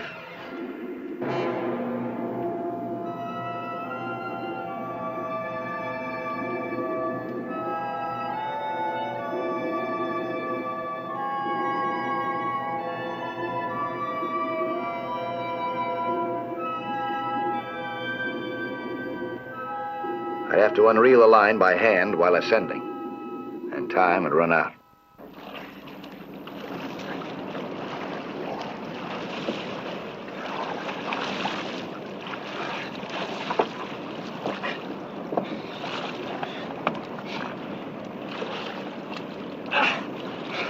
Where's Mike? He's overdue. I waited for him. He didn't come up the chain, so I went looking. Couldn't find a sign up anywhere. He could be all right, though. I didn't find any sign of the missile either, and he probably did. Well, he better come up soon. Those ships aren't far off. Take a look.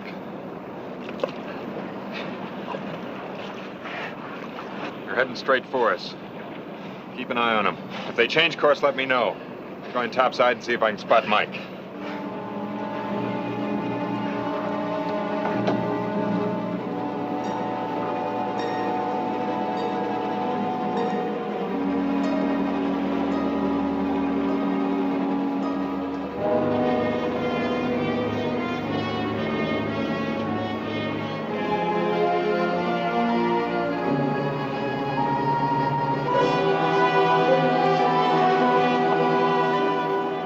Any bubbles yet?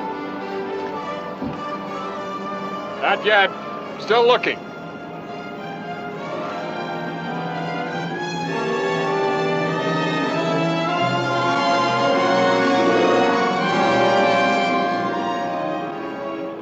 Marker buoy to starboard. He's bound the bird.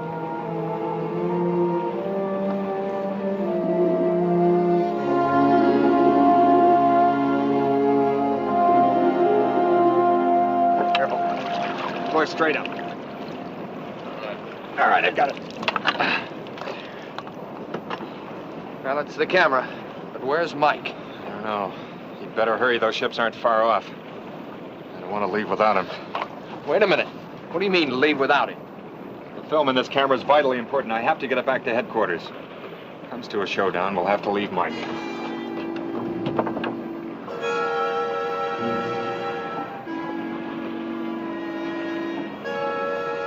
The line was almost gone. It didn't look like there'd be enough to reach the surface.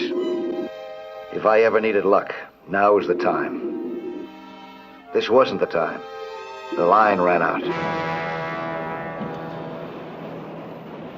2 more minutes is all we can give him, and we have to leave. Let me go back down and find him. Don't pull out without Mike. I'm sorry, Carl. We have to get this film away with or without Mike. He knows that. Well, if we see any bubbles, I'm going down anyway. He's down there somewhere.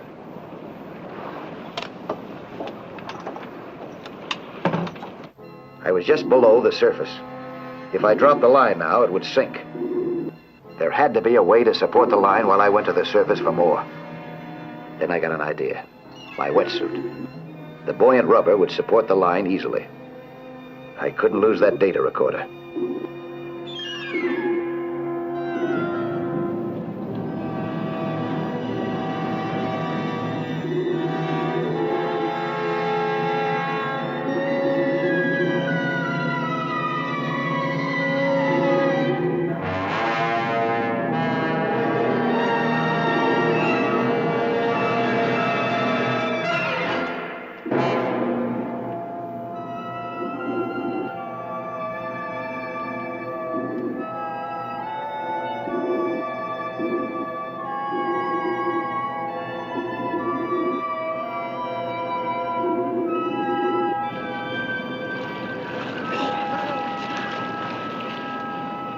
I was too late.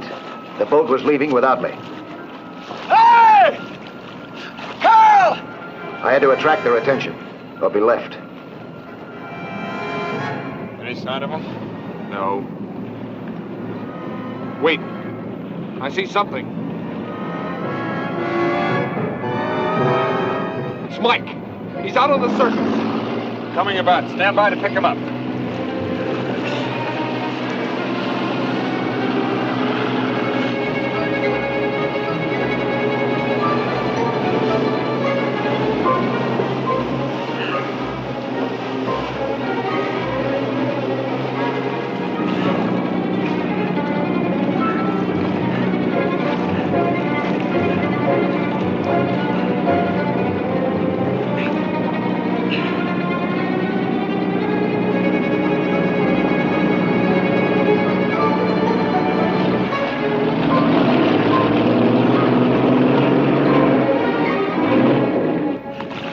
Throw me a line!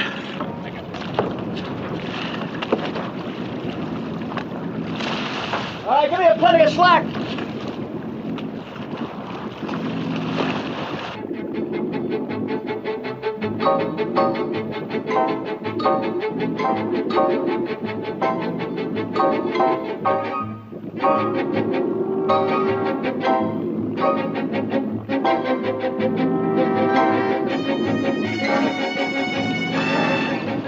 Okay, put it in.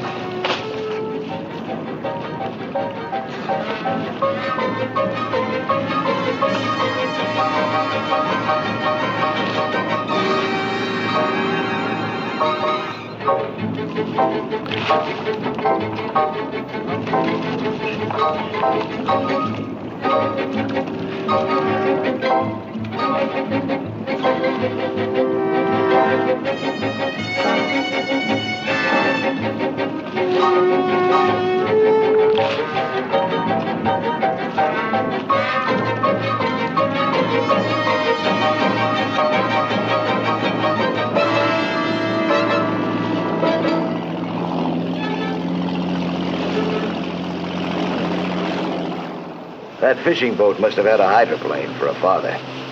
Cullen opened it up, and we walked away from the approaching boats.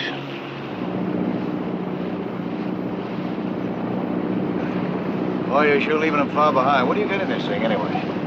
More than you'd suspect. We can raise 37 knots if we have to. Well, we beat him to it, huh? Sure hope it helps. Now, whether it does or not, you two did a fine job today. For a bunch of amateur fishermen, we got a pretty fair catch. Well, I don't know. It's an awful small fish. Well, I got pictures of a bigger one that got away.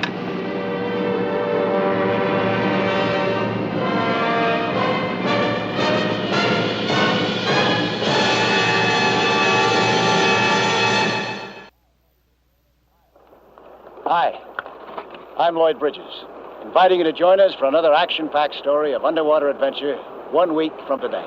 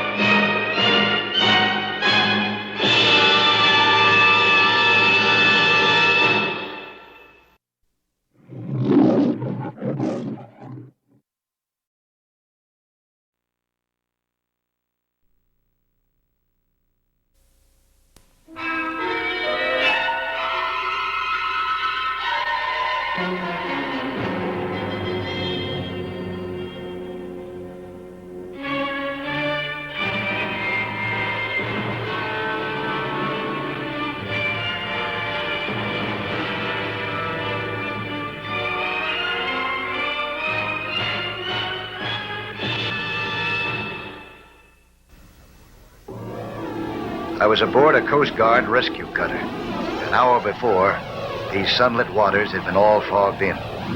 2 destroyers had collided off San Clemente head on. We'd reached the collision scene now and came about for a closer look. It was a major disaster.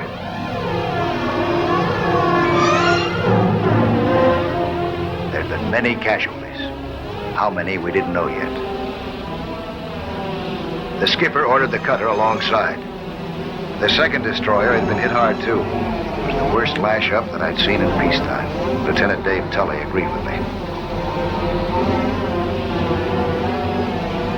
Dave's job was to help keep the losses to a minimum by speedy rescue work. My job seemed to be just standing by. Soon, though, I found something active to do. One crewman, at least, needed my personal help.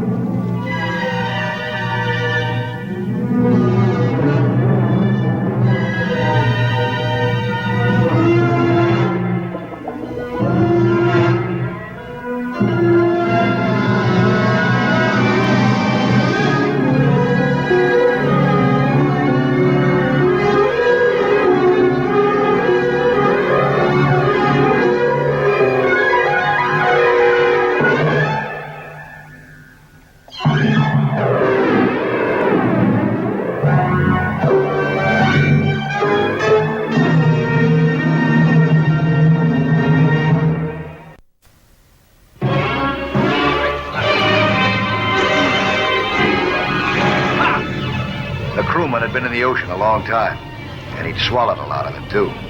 But they make him tough in Uncle Sam's Navy. He was able to get up the ladder almost by himself.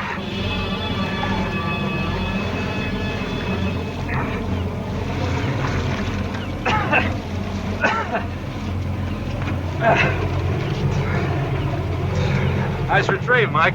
Now, that's about cleaned up. Emergency's over, but I'm afraid the trouble's just beginning. How did it happen? You any idea? I don't know. I know the captain of one of those destroyers, Mike. Commander Ben White. I served with him in the South Pacific. Believe me, he's a good seaman. This just doesn't figure. How is he? How you doing, son? Doing fine, sir. Any idea what happened out there?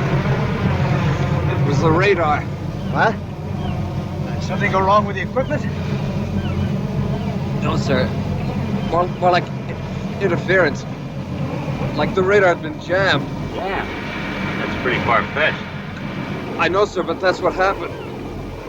We picked up light scatter. A lot of blips. Just added up to interference. I know it sounds batty, sir, but that's what happened. When the Naval Board of Inquiry met here, they didn't buy the radar man's story. To them, all the evidence proved that Dave Tully's friend, Commander Ben White, was guilty of negligence. Negligent? With a record like Ben's? Dave, the Board of Inquiry just didn't have any choice. They had to go by the facts. Now listen, there's still hope.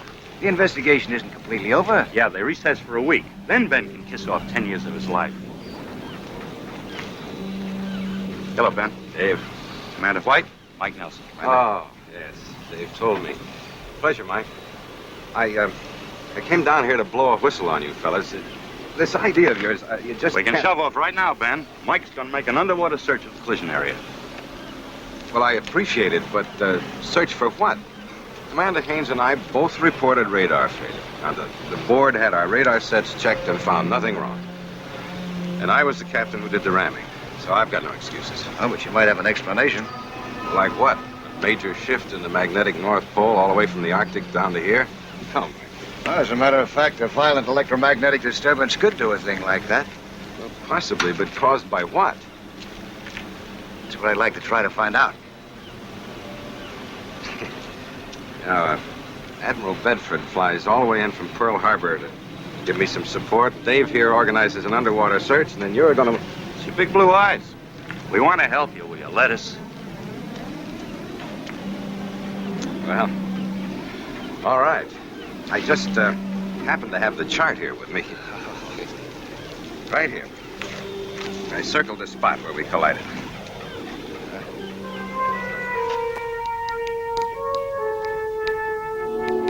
The collision area was one well-traveled circle, all right.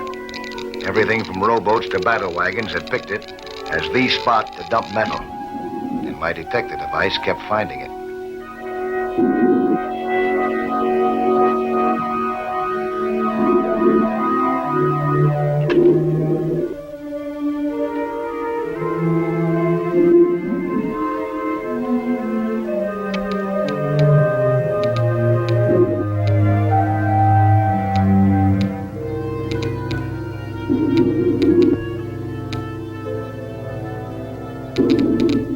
I hadn't spotted anything yet, though. It was even remotely able to jam a radar set. And in the past half hour, I'd covered close to an acre of submarine real estate. At the rate I was going, I'd be out of diving time pretty soon. No, I could chance another 10 minutes. There had to be something down here. I believed in Commander White now darn near as much as Dave did. It was certainly worth one more good try, anyway.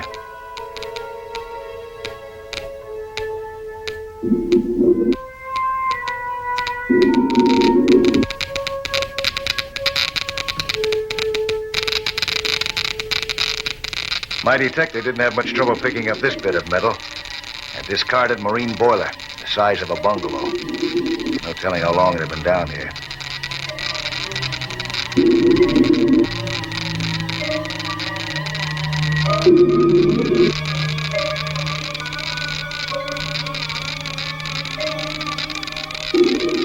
There was a manhole on the roof that looked big enough for me and my tank, so I decided to drop in for a visit.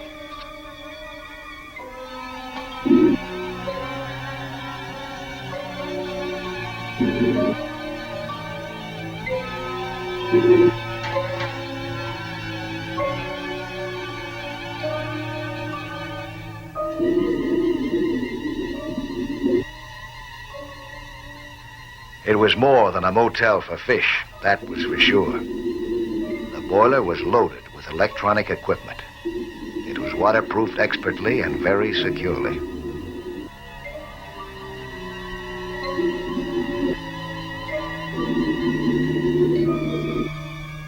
The equipment was protected in another way, too.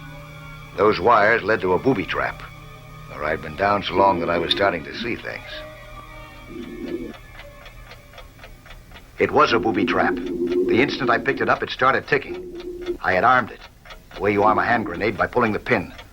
I had no time now to figure out how to turn it off. I couldn't risk blasting the apparatus.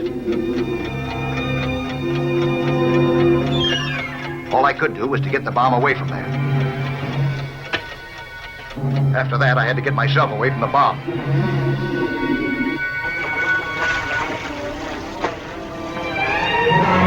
Explosives down below!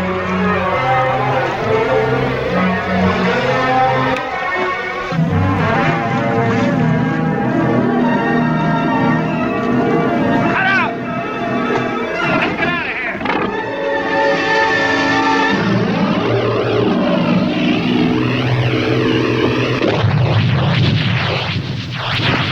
We pulled out, but fast. And Dave Tully kept on moving at the same speed. He recruited Dr. Neil Martin, an electronics expert and diver. And as soon as we thought it was safe, Martin and I headed down at that mysterious boiler again.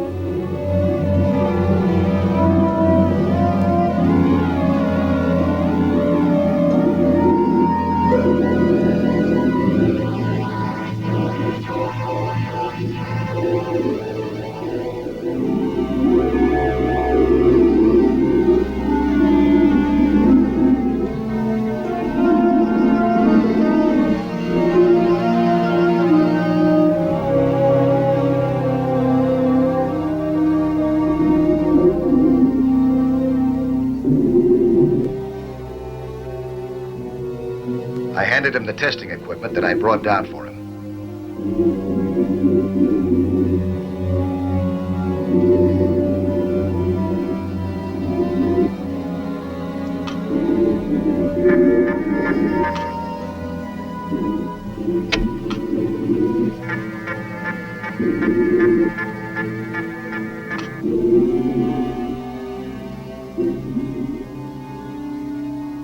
Seems I'd guessed right about what this setup had been placed here to do.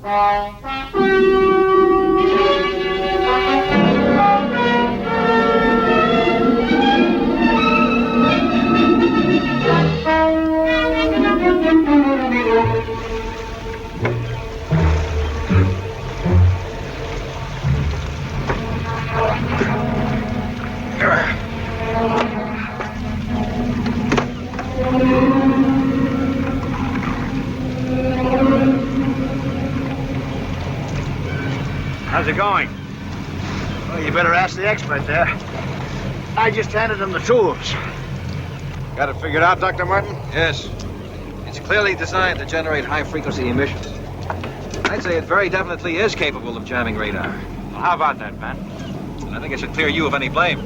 Your radar was jammed. Well, that's tremendous.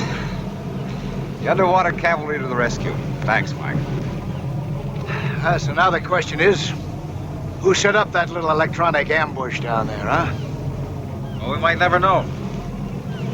See, that thing's operated by a radio signal. That signal could be broadcast from a plane, a boat, on the shore. Anything, anywhere. Pretty hard to get a fix on it, too. Yeah, you're right. An activating signal of that kind lasts only a few seconds. That's not long enough to do any good. Well, then how does the saboteur know the thing's working? Well, that's simple. The mechanism signals back. Gives him an all clear, so to speak. If it didn't radio back, he'd know that the apparatus was out of order. It's very clever. Well, we'll dismantle it, study it. It won't happen again. Once was too often. What do you mean, dismantle it? You mean it's still in operating condition? Sure. We just examined it. No need to take it apart until we're ready to move it all back to the lab. Now, wait a minute. You said if the apparatus didn't respond to the radio signal, that the saboteur would know it was out of order, right? That's right. Okay. So, he signals, there's no answer, it's out of order. What do you think he'll do then? I don't follow you. I'm with you, Mike. In fact, I'm ahead of you. Sure.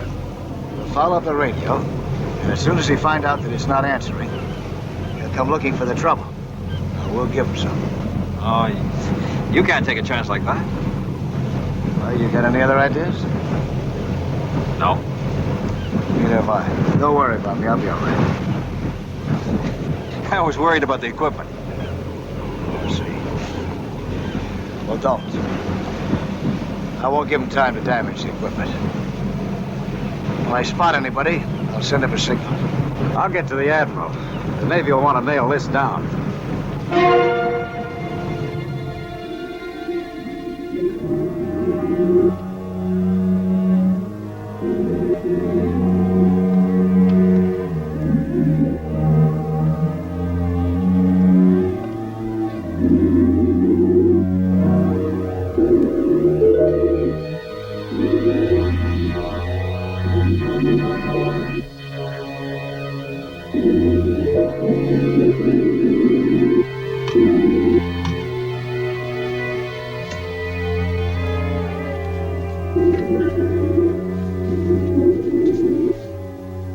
This next trip, Dr. Martin and I liberated the radio set. That meant the apparatus would no longer respond to a checkout signal from the characters who have been running it by remote control. In the meantime, Dave Tully and Commander White were lining up the ambush topside. When we'd spring it, though, it wasn't up to us. It was up to the enemy. And they played for keeps.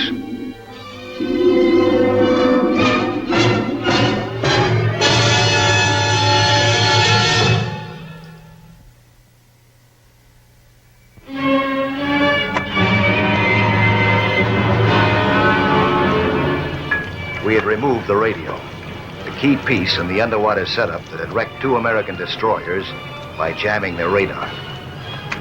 The next move was up to the saboteurs who built the jammer. And they couldn't make it too soon to suit me.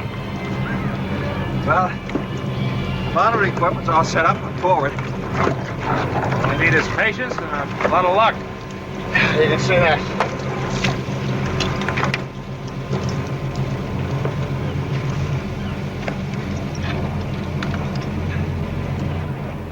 Dr. Martin switched on the monitor set.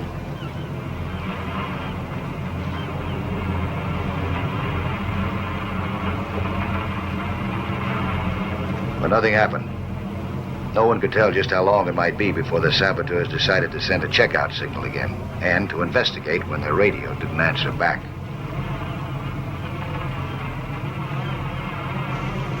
How do you make this stuff, Lieutenant Tully? By boiling ink? Yeah, ink, a little reclaimed engine grease, and then for the I final know. tip- You stick in a spoon. If it stands up by itself, it's strong enough. No, that's Navy. You see, we like ours with a little more bite. Cookie sticks in a spoon, he stirs. When the spoon melts... Yeah, I believe it. Hey, it's 15:40. Almost 2 hours. I may have to wait for 2 days. Now, maybe by then I'll get to like this battery acid.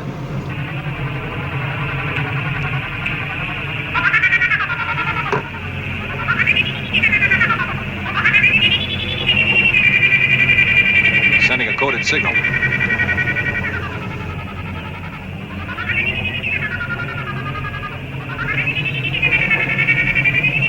Sounds a little unhappy about not getting an answer.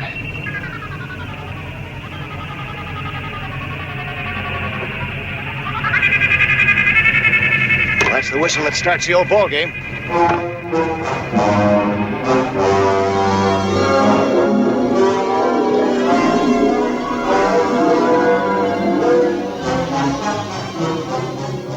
My first couple of trips downstairs were just routine. I didn't expect trouble for quite a while, but I had to keep checking.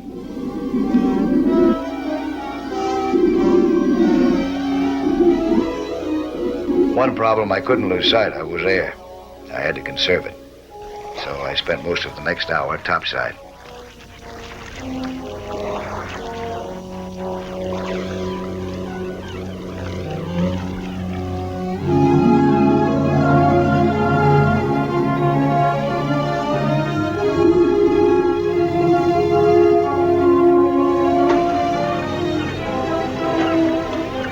The ocean looked just as empty up here, too.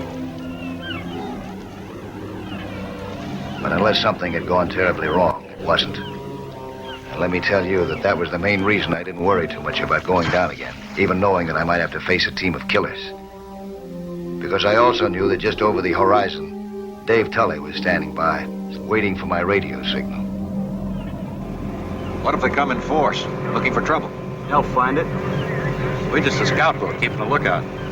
Commander White's headed up with naval operations. When Mike releases that signal, we go. Nobody had stolen the boiler. It was still there.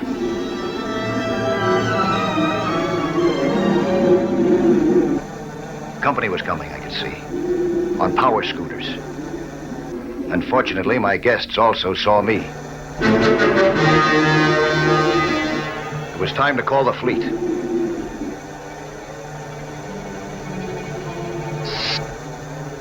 I released the marker, but I had underestimated the opposition. One of them punctured the marker move. Without that signal, there went the ball game for my team. Unless I could get past them, that is, and send up a smoke bomb.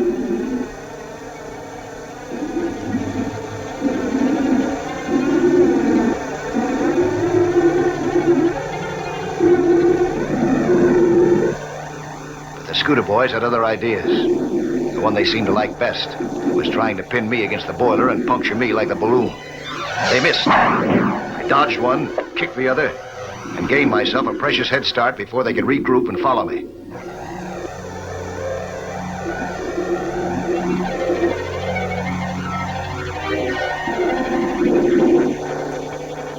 I raced for the coral, hoping to lose them there. It was only a dim hope, considering the odds.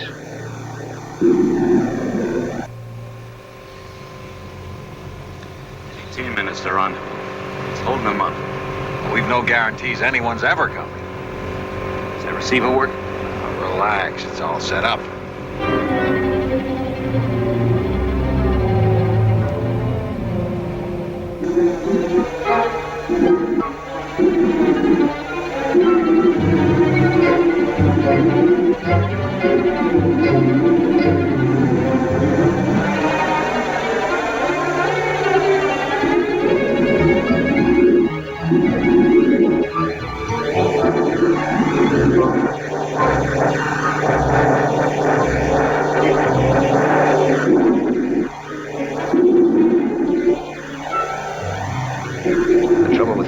fox these hounds was they seemed to know the terrain as well or better than I did. I holed up in a little canyon in the coral. They took their time coming after me. Why hurry? They figured that even if one missed, the other was bound to nail me.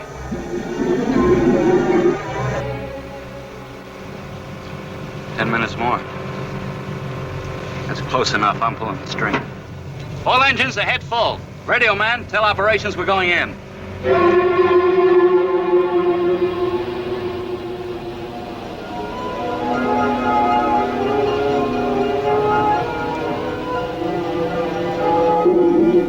They had me bottled up now, all right. They also knew that I'd have to make a break for it sooner or later. But what they didn't know was when and how. So when I made my move, it carried me past the one who was waiting for me with a knife at the far end of the canyon. The knife bit made me want to even up the odds a little. I grabbed up a weapon that could do a lot more damage than any blade. A piece of razor-sharp coral. It didn't give me the reach that I wanted. And he almost got past my guard. But that razor edge must have scared him into carelessness. I was able to get in close and wrestle the knife out of his hand. Then, with the coral, I chopped his arrows to ribbons.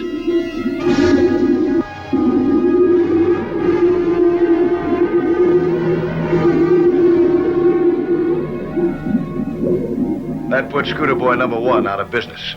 He left his transportation behind. That gave me a way of handling his partner on my terms.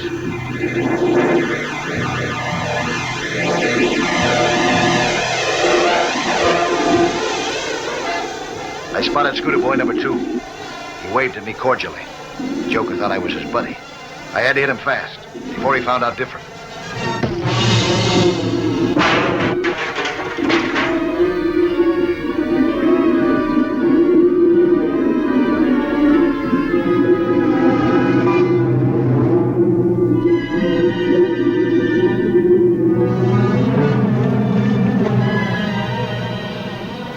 When I looked around, I saw Dave Tully's cutter racing in. And I was going to make sure that Dave saw me.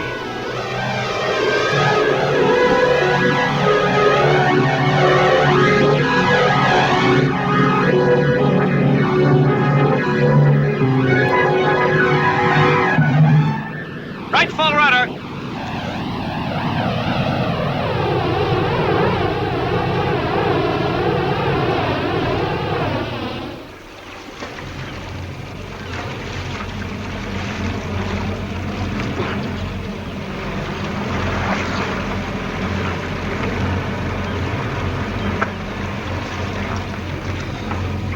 Get him below. Nice work, Mike. The 40-footer pulled in a man with a ruined air hose. You must have had a busy time down there. I wasn't idle, huh? Let's put it that way. Is the equipment all right? They didn't get anywhere near it. They were too busy chasing me. The Navy nailed a sport fishing boat. That's where your divers came from. Well, let's go home. All engines ahead started. Left full rudder. There's no question about Ben White's acquittal now, Mike. I don't know how to thank you. Well, I know how you can. Yeah? Tell your boys to draw me a nice hot shot, huh?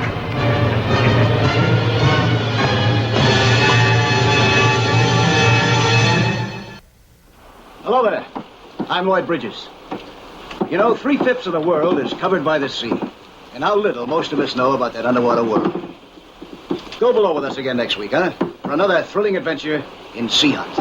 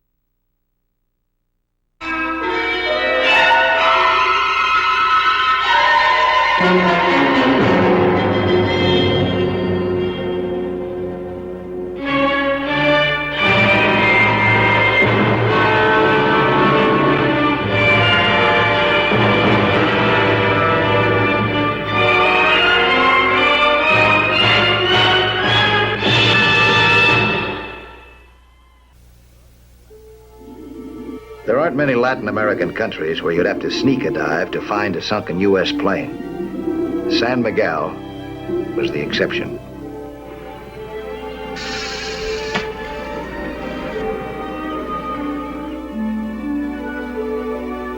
While my companion topside pretended to be fishing, I had gotten to the wrecked aircraft and found what I'd been sent after. A simple-looking attaché case, which was actually a State Department diplomatic pouch.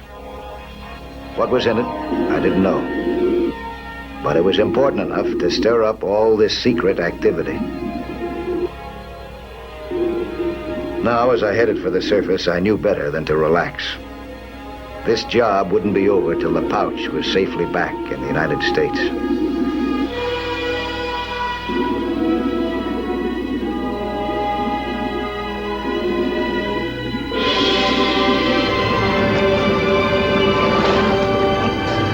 Senor!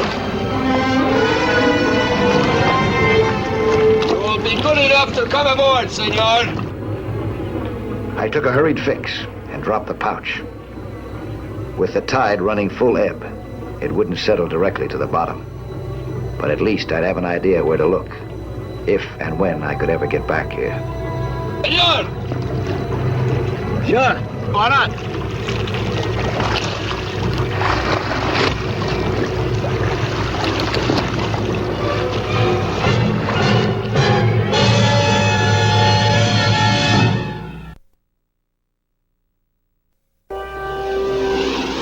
The colonel's name was Diego Ramirez. He was cold and tough. He went over me and my equipment with a fine-toothed comb. In the meantime, he laid it on the line. Direct orders had been issued by the dictator of San Miguel to prevent any diving in the area of the wreck. The punishment for an alien like myself, deportation, instant and without appeal.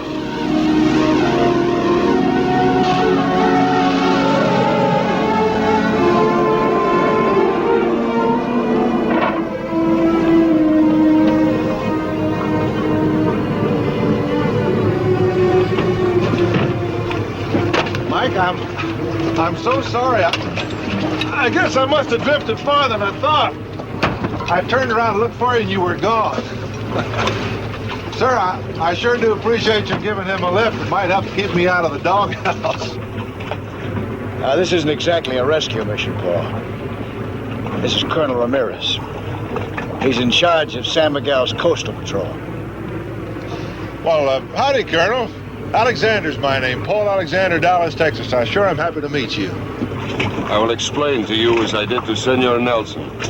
You are welcome to fish in these waters, as Americans always have. But by order of Raul Diaz, new president of San Miguel, you will do no diving in these waters without special permission. Any violation will subject you to immediate deportation. Well, Colonel, sir, I think you better do most of that talking to Mike here. Although I sure do thank you for the friendly warning. You may dive in this area, but not beyond those marker buoys.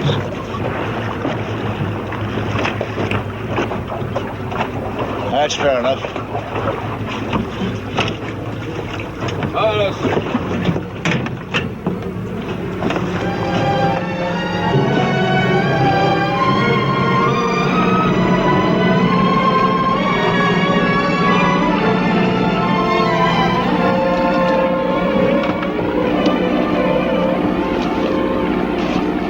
Patrol is a lot better than I thought it was. I don't know how we'll ever get that pouch now.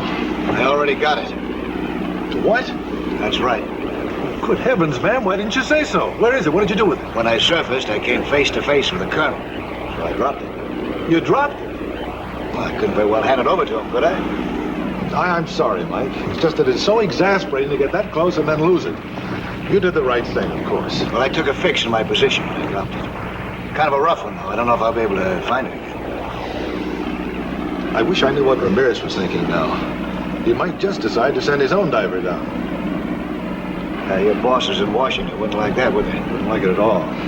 You know this revolution is strictly anti-U.S. But what's in that pouch is strictly U.S. top secret. You just can't let them get it. You got any ideas? I got one angle. soon as we get ashore, I'll start to work on it. Hey, tell me something. Yeah? Where'd you get that phony southern accent?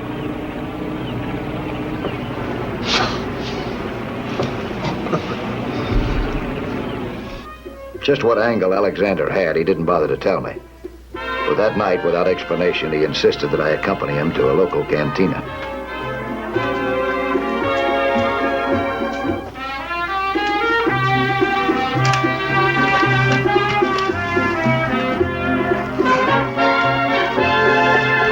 Food's not bad here.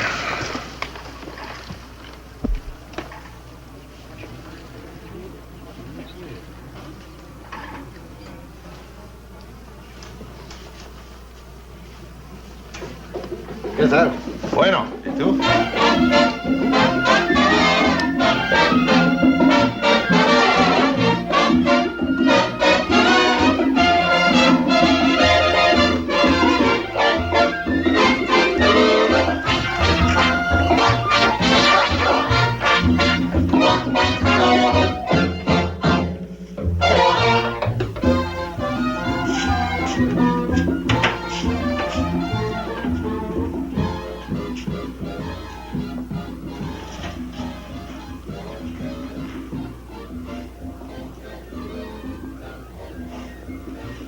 Isn't he the soldier who was on Ramirez's boat? Mm-hmm. He's my ace in the hole down here. Emilio, this is Mike Nelson. Hello. We must be quick. This is very dangerous. For me and for you. Emilio, what is the story on this Colonel Ramirez? Ramirez is a pig. His orders were to restrict the area since the American plane went down. As usual, he goes beyond his orders. This is the type of man that runs our country. This is our government. Well, I take it you're not very happy with Senor Diaz and his People's Party, huh? Happy, senor? I could fight them with my fingernails. Emilio, we've got to get a look at that plane. Now, can you help us? I will do anything to help, senor. But you must realize the danger. Tell me, what can I do? For now, just listen. If they send in another diver, let us know. Certainly. If there's anything more, we'll let you know. Anything, senor. Anything in reason to depose a dictatorship. Emilio, thanks. Nice meeting. Having an informant that close to the colonel was well and good. But we couldn't just sit by and wait. We made several more attempts to sneak up to the restricted area. But we couldn't get close enough for long enough to allow me to make a dive. Whenever we headed to sea, the colonel's boat was somewhere nearby, usually close by, on our stern.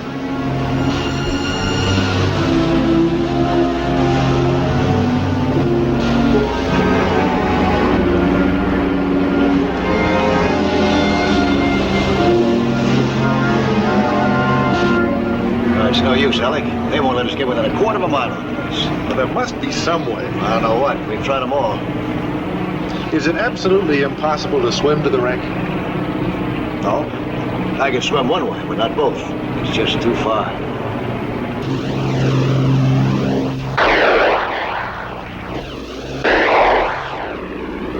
Looks like our friends would like to talk to us, huh?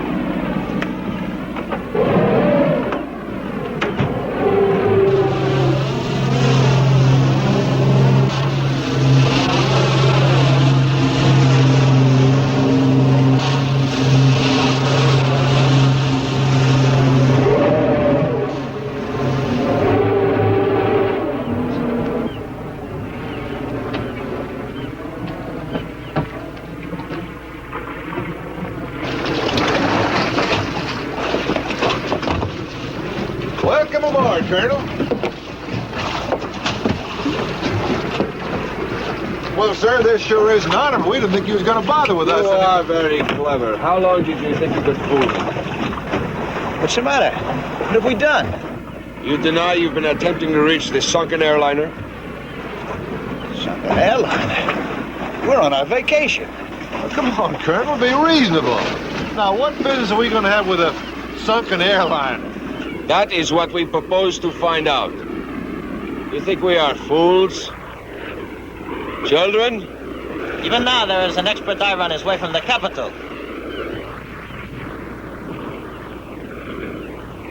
that disturbs you, gentlemen?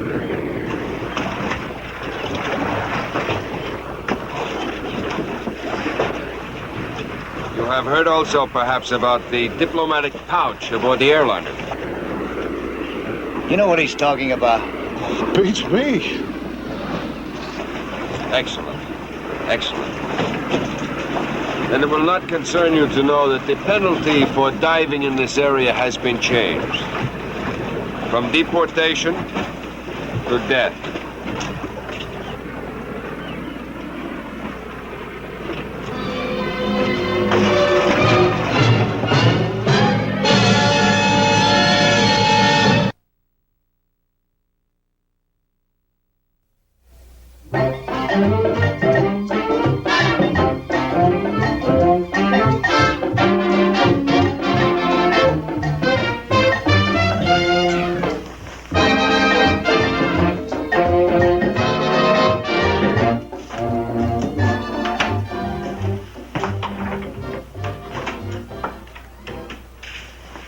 Your message, but I cannot stay.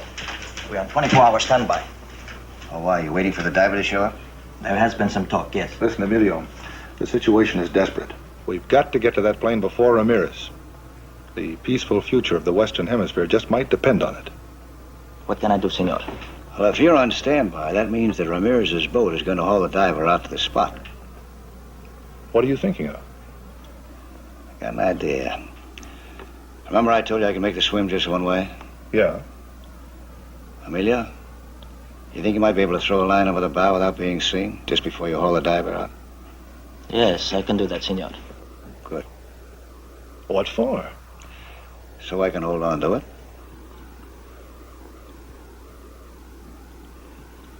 Haven't you ever heard of a deep-sea hitchhiker?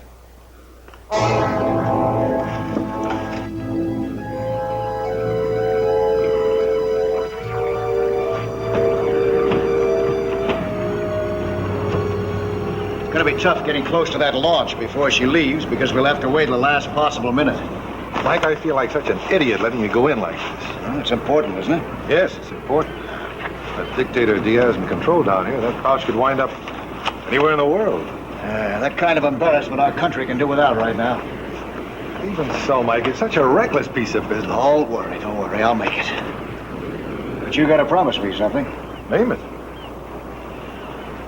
If I do get there and something does happen, I want you to promise me that you'll take this boat and get out of here. And leave you here alone? Oh, don't be silly, Mike. Alec, you're too important and too valuable a person to be sacrificed. Now, you gonna promise me? Or shall I just forget about this whole thing?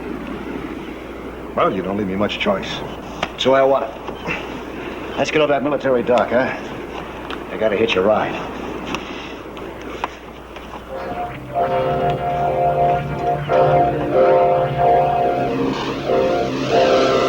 We got to the dock just in time for the nastiest jolt yet. The colonel's yacht was leaving her anchorage. And on the afterdeck, we saw a man in scuba rig getting ready to dive.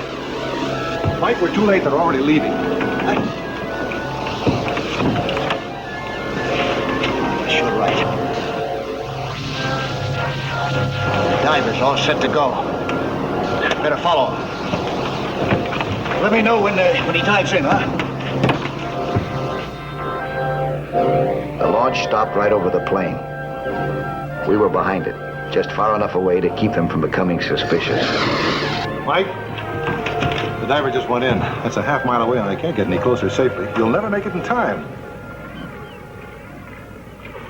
Remember, after that guy finds the plane, he's got to find the pouch, and he has no idea where that is. I do.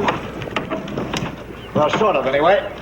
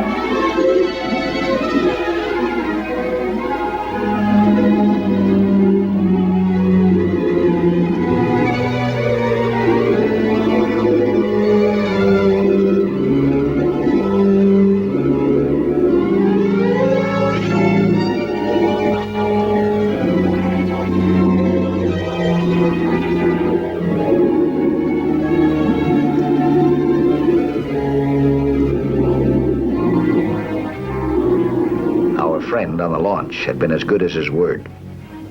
Here was that line, hanging over the bow. One chance I had to take. I could find the pouch, but only if I went to the surface and checked my bearings.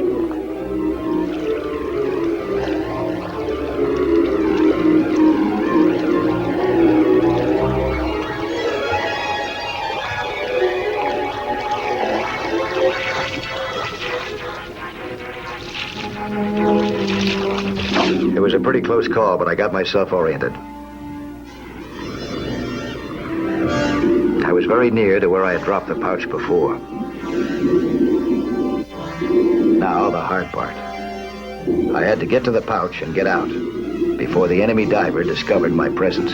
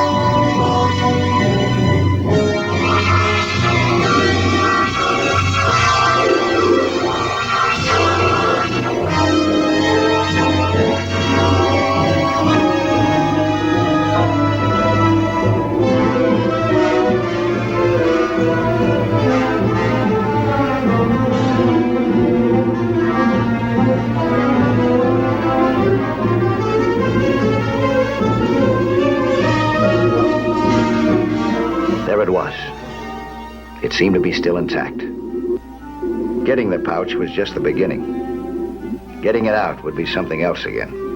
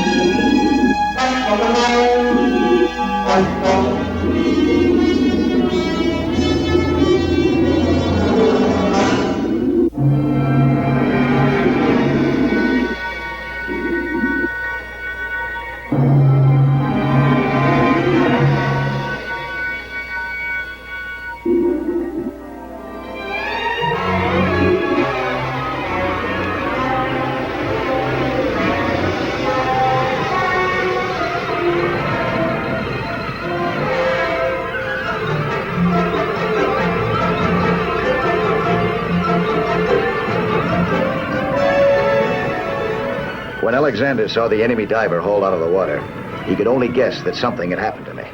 And we'd made a bargain. That if I got into trouble, he'd get out of there. He had no choice now.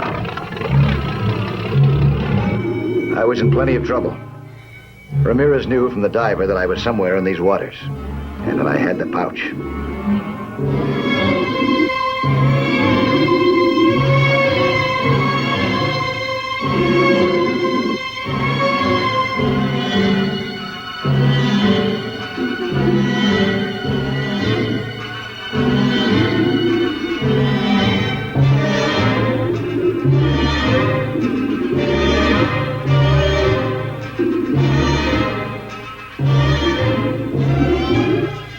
I knew that Ramirez would be watching for the first sign of my bubbles. So the only chance I had was to stay under the hull of his launch, where the bubbles might not be noticed.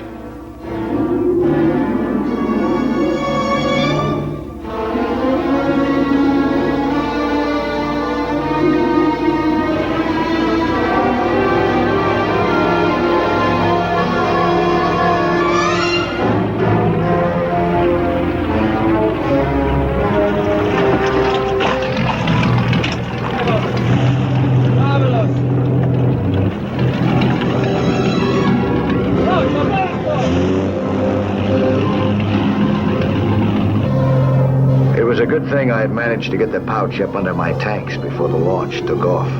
Otherwise, I could never have held on to either the pouch or the line.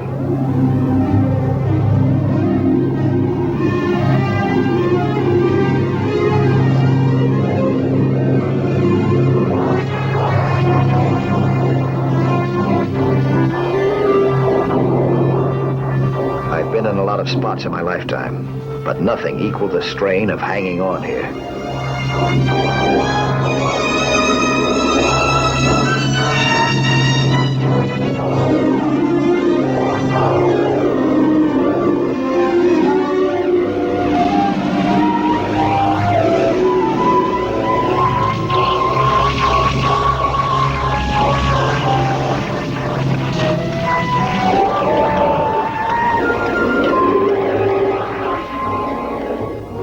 Just about made up my mind to let go and take my chances when I realized that we were slowing down.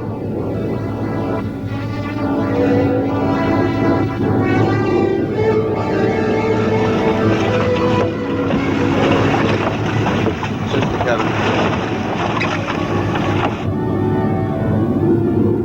When I saw the hull of my boat above me, I knew that Alex had started for open sea, and that Ramirez had seen him go and given chase. Nada, mi coronel. Senor Alexander, I'm convinced you know of this thing. I don't care what you think. All I know, Colonel, is that this is no country for a vacation, and I can't wait to get out of it. Yes, that is a good idea. And Senor Alexander, do not come back or my guns will greet you. Donamos the boat, senor. Donamos the boat.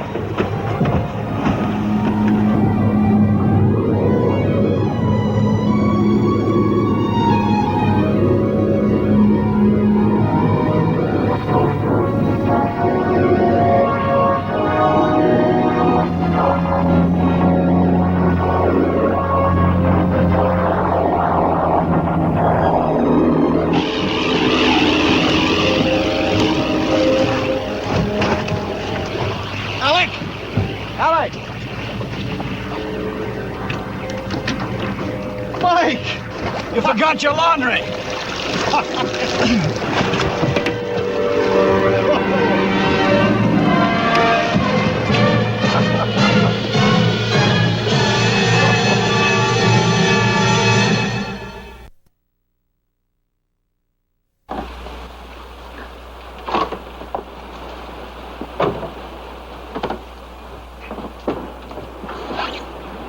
I'll be back next week at the same time with another sea hunt story.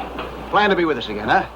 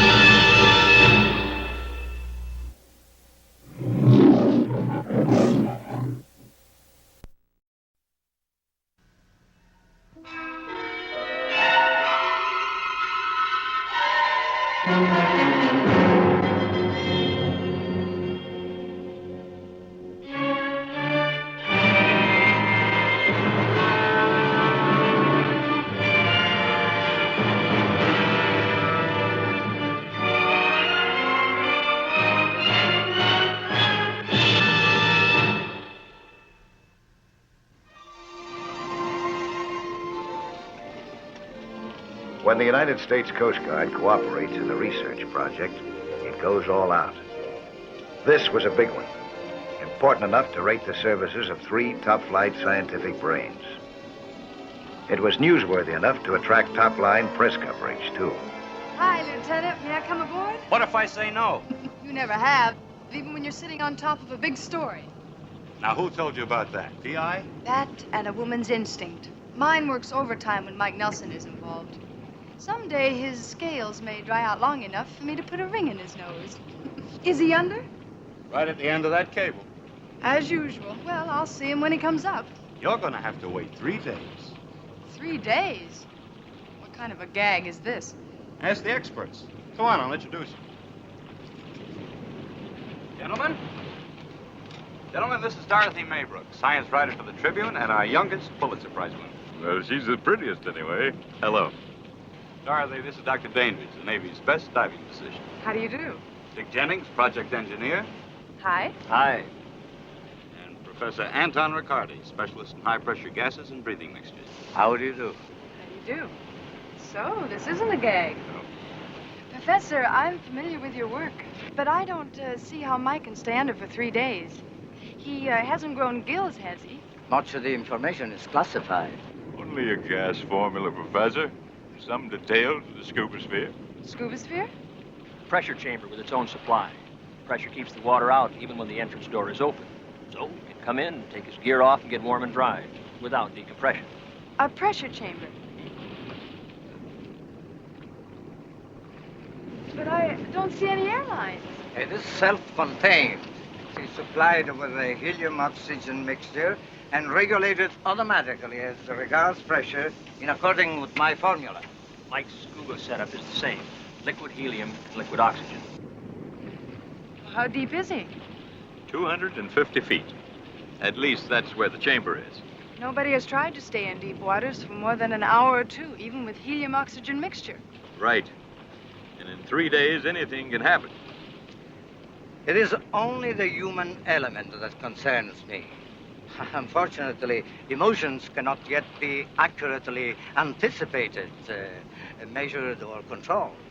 Professor, if those gadgets of yours are as dependable as Mike Nelson, we got no worries. Yeah.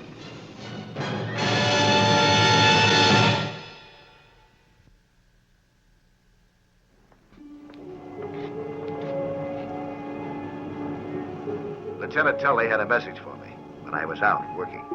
I had been for hours. So I headed home now, to Riccardi's scuba sphere.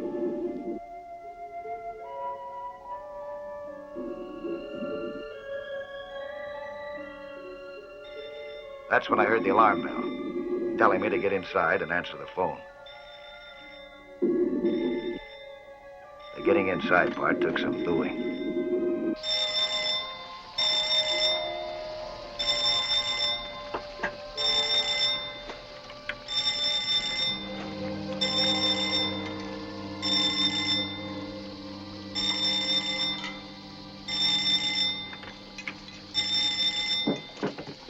Yeah? Hiya, Mike.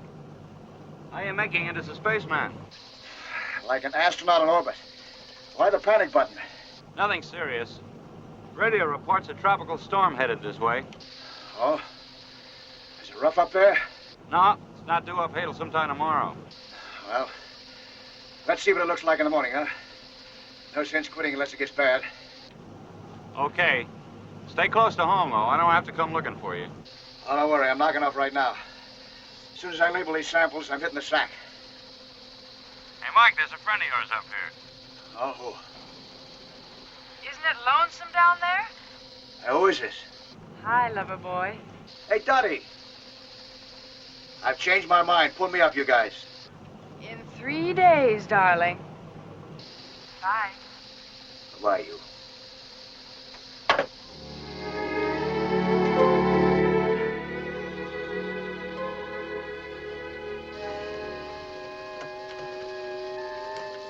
I was glad when I wound up my first day's work, 250 feet underwater. Now for my first night's rest. I was so tired, the hammock looked comfortable to me. It even felt that way.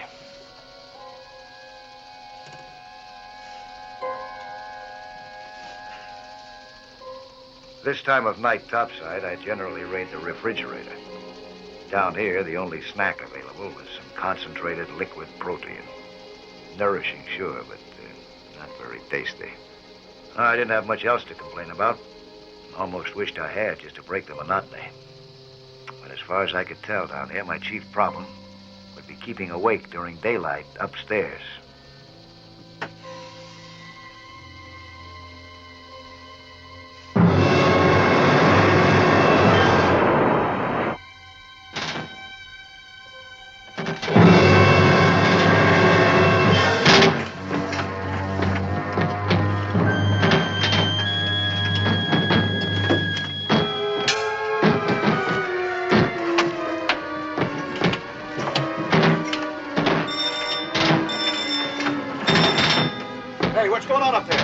To the cheek. You seal up your coffin, boy. We've got a real howler moving in.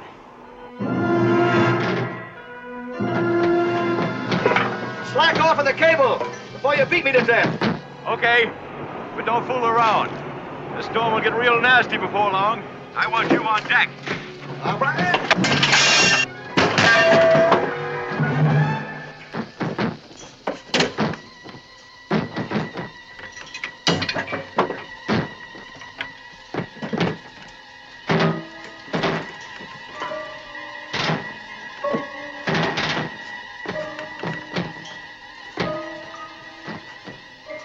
It was worse than it looked. The dogs, the metal clamps that sealed the door shut, were bent out of line. I had to fix them somehow. I had to. The pressure inside the chamber was the same as outside, 8 atmospheres, which was why no water came in. But topside, it was only 1 atmosphere. With the air seal broken this way, if they had to pull me up fast because of the storm, the difference in pressures would kill me. My one chance was to force the clamps back into line and seal the door. Keep it sealed upstairs while the pressure was lowered, gradually to sea level.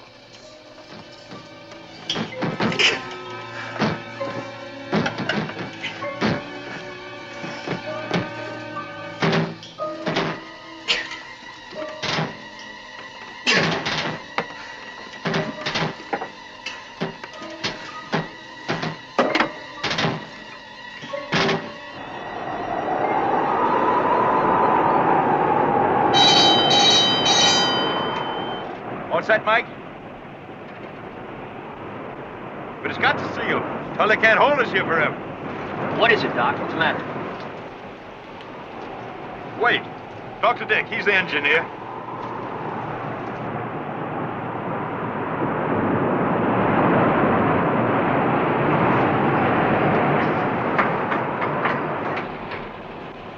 Mike up yet, Doctor? We gotta get the ship out of here. Bad news, Captain. Real bad. Mike can't get the door closed. We're dragging the hook now. I'm trying to hold it with power. How much longer will it take? We've got to make a new door. You can't fix it. Dick says it'll take at least a day. We've got to get this chamber off the bottom before we pound it to pieces. I can't maneuver with booming that thing over the side. Shall we cut him loose, Captain? That's the choice. That's a choice.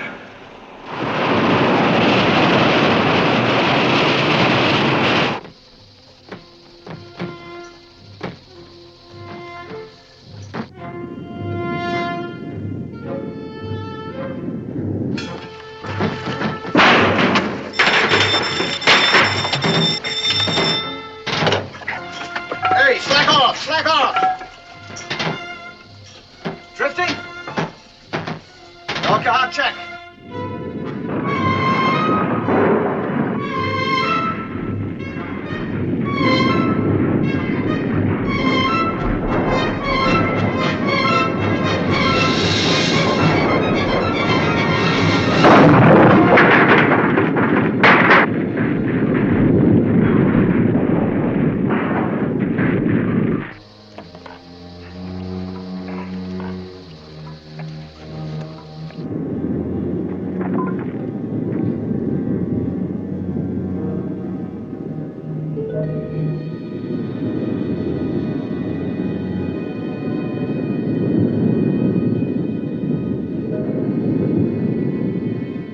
Dick Jennings, the engineer, had done a remarkable construction job.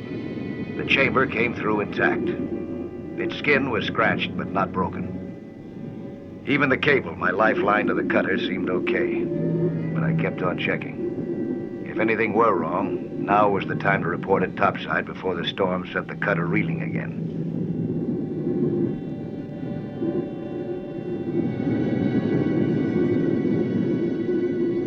Something was wrong, all right. Terribly wrong. But I couldn't report it. My telephone connection with the cutter was ripped to shreds.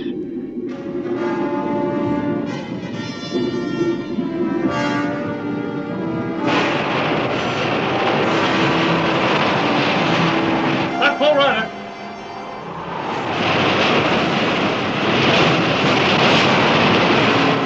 Kicker. Clear, Mike, boy. We can't hold it in this sea.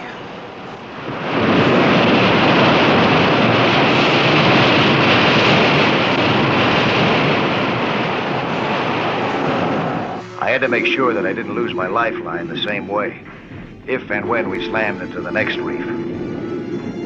I started to lash some additional ropes around the cable, but the cutter dragged anchor again and took the chamber with it.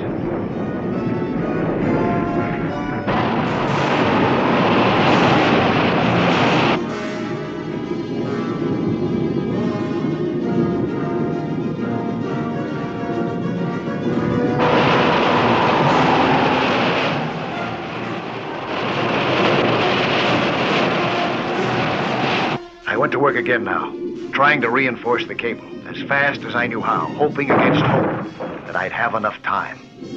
The strain from upstairs was too much. The eye of the cable opened, and away it went. It's free. Mike got it clear.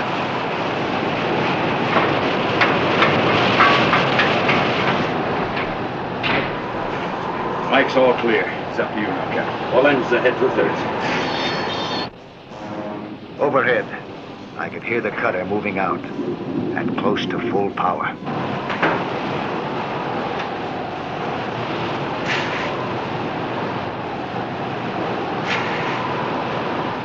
The sea around me was too empty, too cold for comfort now. I wanted the nearest thing that I could find to four walls and a roof over my head.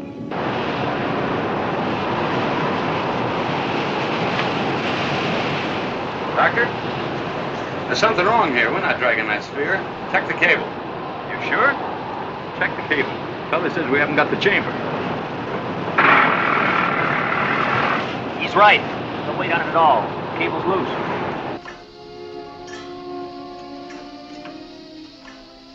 It was night again. My second night in what had become a chamber of horrors. For the first time in my life, the world underwater was a fearful place. Oppressively still. Disturbingly lonesome. At that moment, Dorothy's voice would have been the sweetest music ever heard on land or in the sea. And her companionship would have been worth anything to me. Even that ring that she wanted to put through my nose.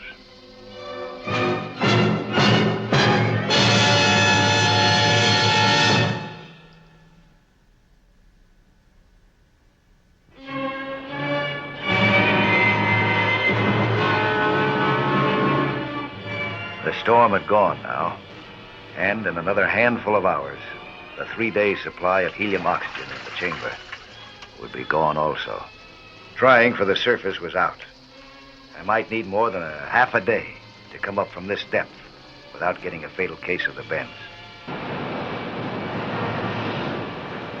You know, Professor, you don't have to sell me on the importance of research, but I do think you let Mike take too much of a risk. Well, the risk was justified. So the ocean floor is as important to defense as outer space. We must have the rare minerals existing in deep water. You shouldn't have let him try to ride out the storm. You couldn't be sure your scuba sphere would come through intact. My sphere did not fail. We cannot control human elements. What's human about a storm or a banged-up door? Nothing. And if Mike pulls through, it'll be because some men can survive in spite of a lot of mechanical brains. Well, we have a new door. Now all we have to do is find it.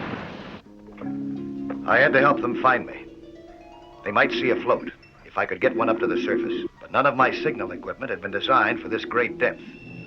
We'd never expected that we'd need it.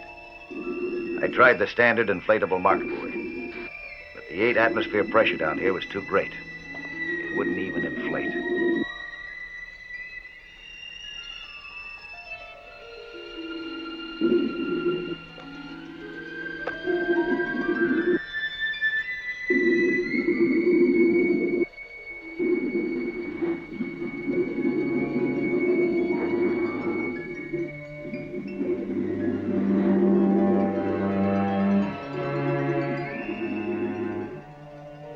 The air inside my lungs was under the same pressure, so I managed to inflate a marker balloon myself.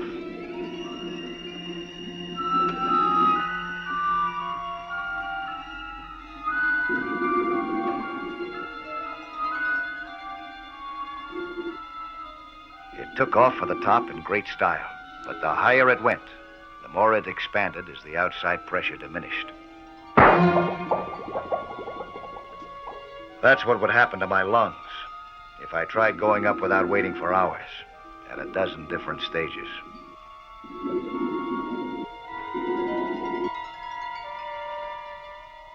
There was one thing that I could inflate that wouldn't explode. A pair of denim work pants.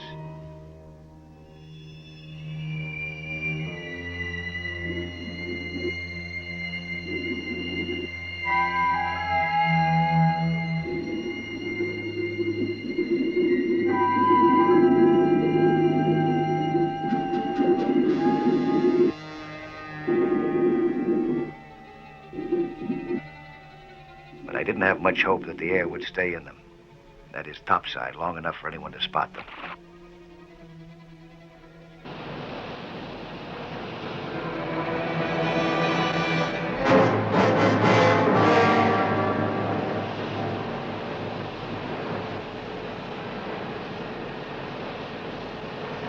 They lasted less than a minute. That couldn't be long enough.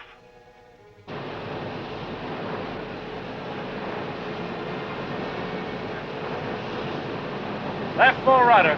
Make another run over that area. Sure I saw something. Left full rudder, sir.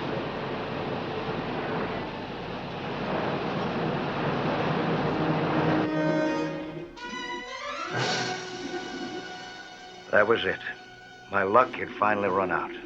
Ditto for my ideas. I couldn't think of another thing to do, except get back inside the chamber, conserve my air till the very last second, and pray.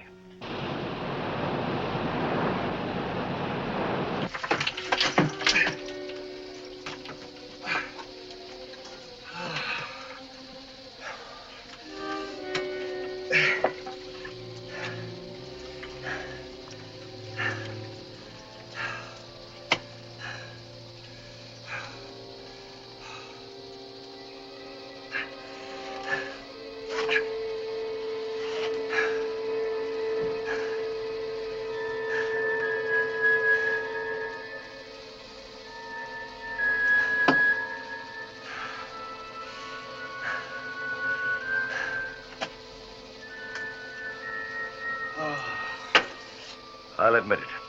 I was licked, physically and mentally. But something kept my mind from quitting on me entirely. And deep, deep down inside it, a childhood memory slowly climbed to the surface. A trick that I'd learned in my Cub Scout days. I did have something that would float. I was wearing it.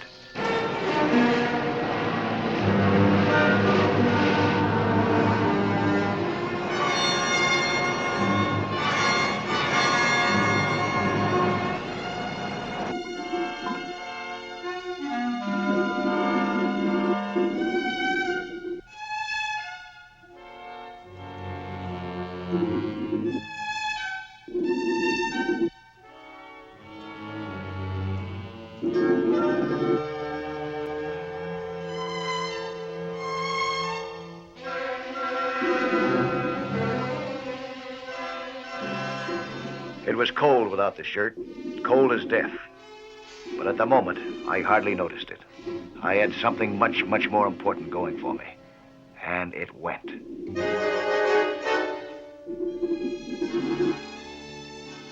brother, how it went.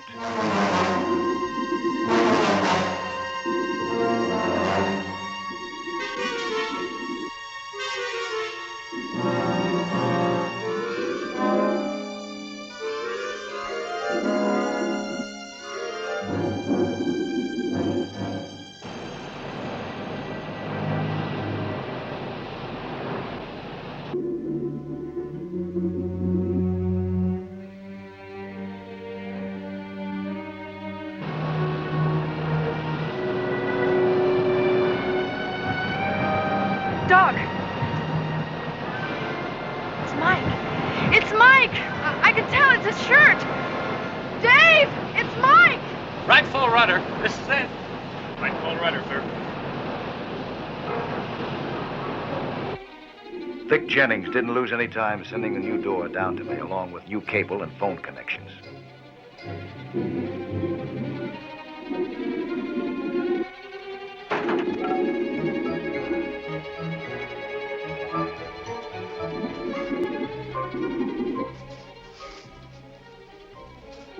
It was cold, rough work wrestling the door all the way to the chamber. But when your life depends on doing a job, usually you manage to do it.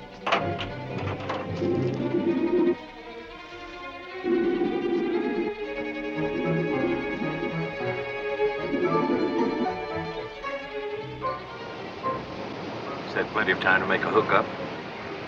Well, we found him too late. Without that shirt, he's frozen.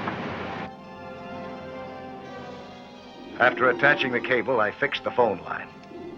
And I was ready to join the human race upstairs again.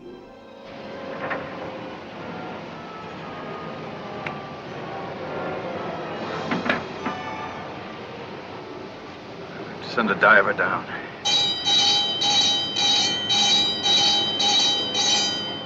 Mike! You sound sick. I'm just cold. I lost my shirt someplace. As soon as I get this door on, you pull me up out of here, huh? He's clear. You made it. Bring him up, Captain. I wasn't able to join up in a hurry, though. I was so exhausted that I didn't even want to. I slept through the endless hours of decompression once the chamber was safely landed on deck. It's all over. Ricard has finished decompressing you. You can come out now. Come on out. Mike! Mike! Come on out!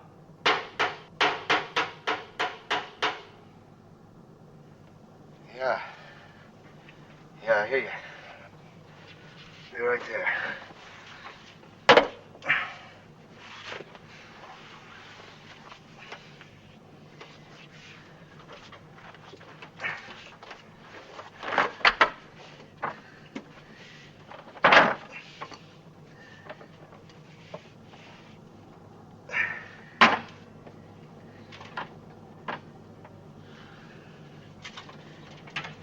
Are you all right? Oh, this must be heaven. You're the angel I've been dreaming about. Hey, What is it? What's wrong? you don't look a day older. No lines, no wrinkles. And I must have been underwater for at least 10 years. Well, then, let's try to catch up. Come on.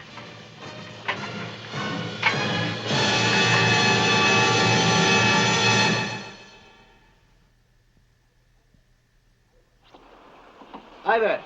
I'm Lloyd Bridges. Skin diving is certainly a lot of fun, and it's full of adventure. See some more of it again next week, huh? When there'll be another excursion into that fabulous underwater world of Sea Hunt.